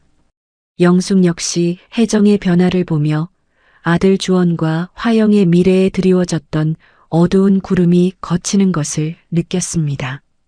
비바람이 핥히고 간 재단 마당은 엉망이었지만 두 여인의 마음속에는 그 어느 때보다 단단하고 아름다운 용서의 꽃이 피어나고 있었지요. 지식의 상아탑을 내려와 흙먼지 속에서 진심을 증명한 혜정과 그 진심을 너그러운 가슴으로 받아준 영숙. 두 사람은 이제 사돈이라는 인연을 넘어 서로의 상처를 치유하는 인생의 벗으로서 새로운 동행을 시작할 준비를 마쳤습니다. 짙은 흙내음 속에서 두 여자의 따뜻한 온기가 비갠 오후의 공기를 채우고 있었습니다.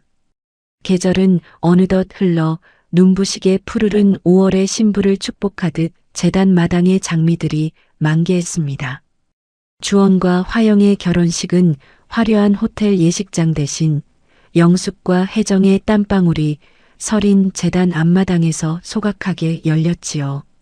정재계의 거창한 인사들 대신 재단의 아이들과 봉사자들이 하객석을 가득 채웠고 공기 중에는 긴장감 대신 따스한 축복의 향기만이 감돌았습니다. 혜정은 정갈한 연분홍 한복을 차려입고 신부 대기실에서 화영의 손을 꼭 잡았습니다. 예전처럼 완벽한 메이크업으로 무장하지는 않았지만 딸을 바라보는 그녀의 눈빛은 그 어느 때보다 맑고 깊었지요. 엄마, 오늘 정말 고마워. 엄마가 이 결혼 반대했을 때 정말 세상이 무너지는 줄 알았어. 그런데 이렇게 주원 씨 어머니랑 같이 웃어주니까 너무 행복해. 화영이 눈시울을 붉히며 말하자 혜정은 딸의 젖은 뺨을 부드럽게 닦아주었습니다. 혜정의 손은 지난 1년간의 봉사로 조금 투박해졌지만 그 감촉은 화영에게 세상 그 무엇보다 따뜻한 위로가 되었어요. 화영아, 미안하다. 이 엄마의 못난 오만 때문에 너를 그토록 아프게 했구나. 이제야 보인다. 내가 왜 주원이와 그 어머니를 그토록 사랑했는지 말이야. 이 결혼은 내가 엄마를 가르쳐서 이뤄낸 기적이란다. 혜정은 화영을 품에 안으며 나직이 속삭였습니다. 식장 입구에서 손님을 맞이하던 영숙이 대기실로 들어오자 두 어머니의 시선이 공중에서 마주쳤지요. 영숙은 인자하게 웃으며 혜정의 손을 맞잡았습니다. 이제 두 사람 사이에는 학벌이나 재력이라는 높은 장벽 대신 서로를 향한 깊은 존중과 신뢰만이 머물고 있었어요. 결혼식은 주례없는 예식으로 진행되었습니다. 양가 어머니가 나란히 서서 성혼선 언문을 낭독하는 순간 하객석에서는 잔잔한 박수가 터져 나왔지요. 혜정은 떨리는 목소리로 자신이 쓴 편지를 읽어 내려갔습니다. 그것은 두 아이에게 보내는 축사이자 영숙과 세상 모든 땀 흘리는 삶에 바치는 헌사였습니다. 지식의 양이 곧 인격의 높이라 믿으며 오만하게 살아왔던 세월을 참회합니다. 오늘 저는 제 딸을 보내는 것이 아니라 진정한 품격이 무엇인지 일깨워준 귀한 가족을 맞이하려 합니다. 주원군, 화영아. 너희는 서로의 배경이 아니라 서로의 진심을 먼저 보렴. 그것이 이 엄마가 인생 후반전에 배운 가장 소중한 가르침이란다. 혜정의 진심 어린 고백에 영숙은 곁에서 조용히 눈물을 훔쳤습니다. 식을 마치고 두 가족이 함께 찍은 사진 속에서 영숙과 혜정은 사돈을 넘어 오랜 친구처럼 다정하게 어깨를 맞대고 있었지요. 청담동 레스토랑에서의 그 시렸던 상처는 이제 아름다운 화해의 걸음이 되어 두 집안을 단단하게 묶어주었습니다. 결혼식 이후 혜정은 정년 퇴임과 함께 평생 몸담았던 대학 교정을 떠났습니다.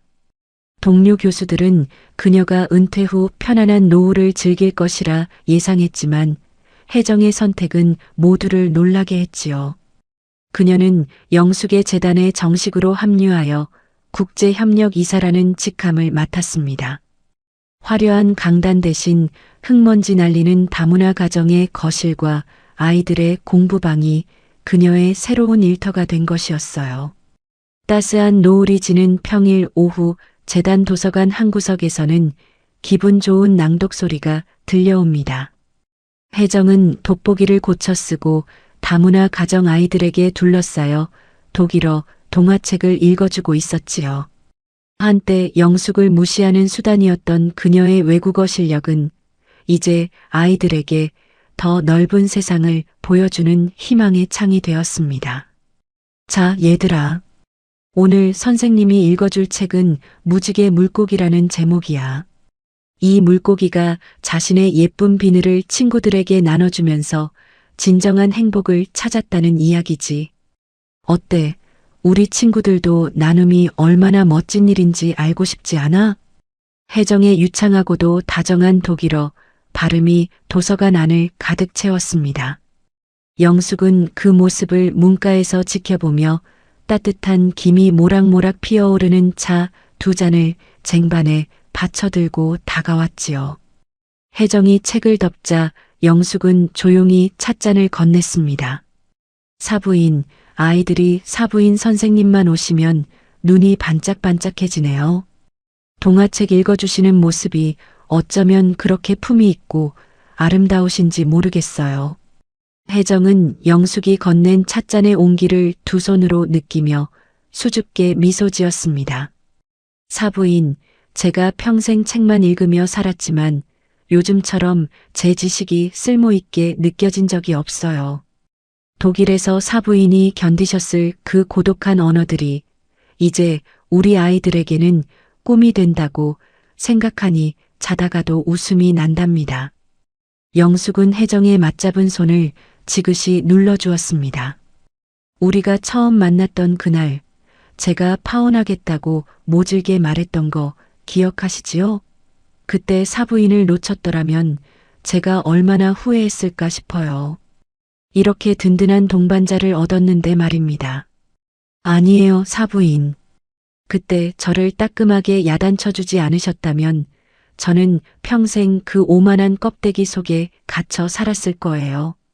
저를 사람으로 만들어주신 건 사부인의 그 단호한 일침이었습니다. 두 여인은 창밖으로 펼쳐진 재단 마당을 함께 바라보았습니다. 마당 한쪽에서는 퇴근 후 아이를 데리러 온 주원과 화영이 재단 아이들과 어울려 즐겁게 뛰어놀고 있었지요. 저녁 노을이 붉게 물들며 재단 전체를 황금빛으로 감싸 안았습니다. 혜정은 자리에서 일어나 영숙에게 팔짱을 살며시 끼웠습니다. 사부인, 우리 산책 좀 할까요? 오늘 노을이 유난히 고와서 그냥 보내기 아쉽네요. 좋지요. 아이들도 같이 불러서 크게 한 바퀴 돌고 저녁 먹으러 가요. 두 여인은 나란히 발을 맞춰 마당으로 나갔습니다. 혜정의 걸음걸이는 예전의 도도한 권위 대신 편안한 여유가 묻어났고 영숙의 발걸음은 늘 그렇듯 정직하고 단단했지요. 아이들이 할머니 하고 달려와 두 사람의 품에 안기자 재단 마당에는 끊이지 않는 웃음꽃이 피어났습니다. 지식의 양이 곧 인격의 높이라 믿었던 상아탑의 자부심은 낯선 땅의 눈물과 땀방울이 일궈낸 삶의 무게 앞에 겸허히 고개를 숙였습니다. 그리고 그 끝에 남은 것은 서로의 상처를 존중하고 역사를 인정하는 깊은 연대였습니다. 영숙의 강인한 생명력과 혜정의 정제된 지성이 만나 소외된 이들을 위한 거대한 사랑의 지붕을 만들어낸 것이지요. 재단 마당 끝으로 사라지는 두 여인의 뒷모습 위로 마지막 햇살이 길게 드리워졌습니다. 이제 그들은 사돈이라는 법적인 관계를 넘어 서로의 영혼을 비추는 거울이자 고단한 삶의 끝에서 만난 가장 소중한 동반자가 되었습니다. 보이지 않는 품격은 화려한 명품이나 높은 학위에서 나오는 것이 아니라 타인의 삶을 있는 그대로 사랑하고 그 무게를 함께 나누는 따뜻한 진심에서 나온다는 것을 두 여인은 이제 온몸으로 증명하고 있었습니다. 노을이 완전히 자취를 감추고 하나둘 재단의 조명이 켜지기 시작했습니다. 두 여인이 아이들의 손을 잡고 집 안으로 걸어 들어가는 실루엣 위로 가을 밤 공기보다 더 맑고 투명한 행복의 노래가 잔잔하게 흐르고 있었습니다. 낯선 땅의 눈물로 시작된 이야기는 이제 상아탑을 내려온 진정한 지성의 미소와 함께 가장 아름답고 서정적인 마침표를 찍고 있었습니다. 두 여인의 동행은 앞으로도 오랫동안 그들이 일궈낸 이 사랑의 터전 위에서 멈추지 않고 계속될 것입니다. 우리 구독자님들, 오늘의 이야기 어떠셨나요? 사연 들어주셔서 감사드리고 재미난 사연 계속 들으실 수 있도록 구독, 좋아요, 알림 설정 버튼 꾹 눌러주시고 주변에 공유도 해주세요. 댓글도 남겨주시면 다음 사연 제작에 큰 힘이 됩니다. 오늘도 행복이 함께 하시길 소망하겠습니다.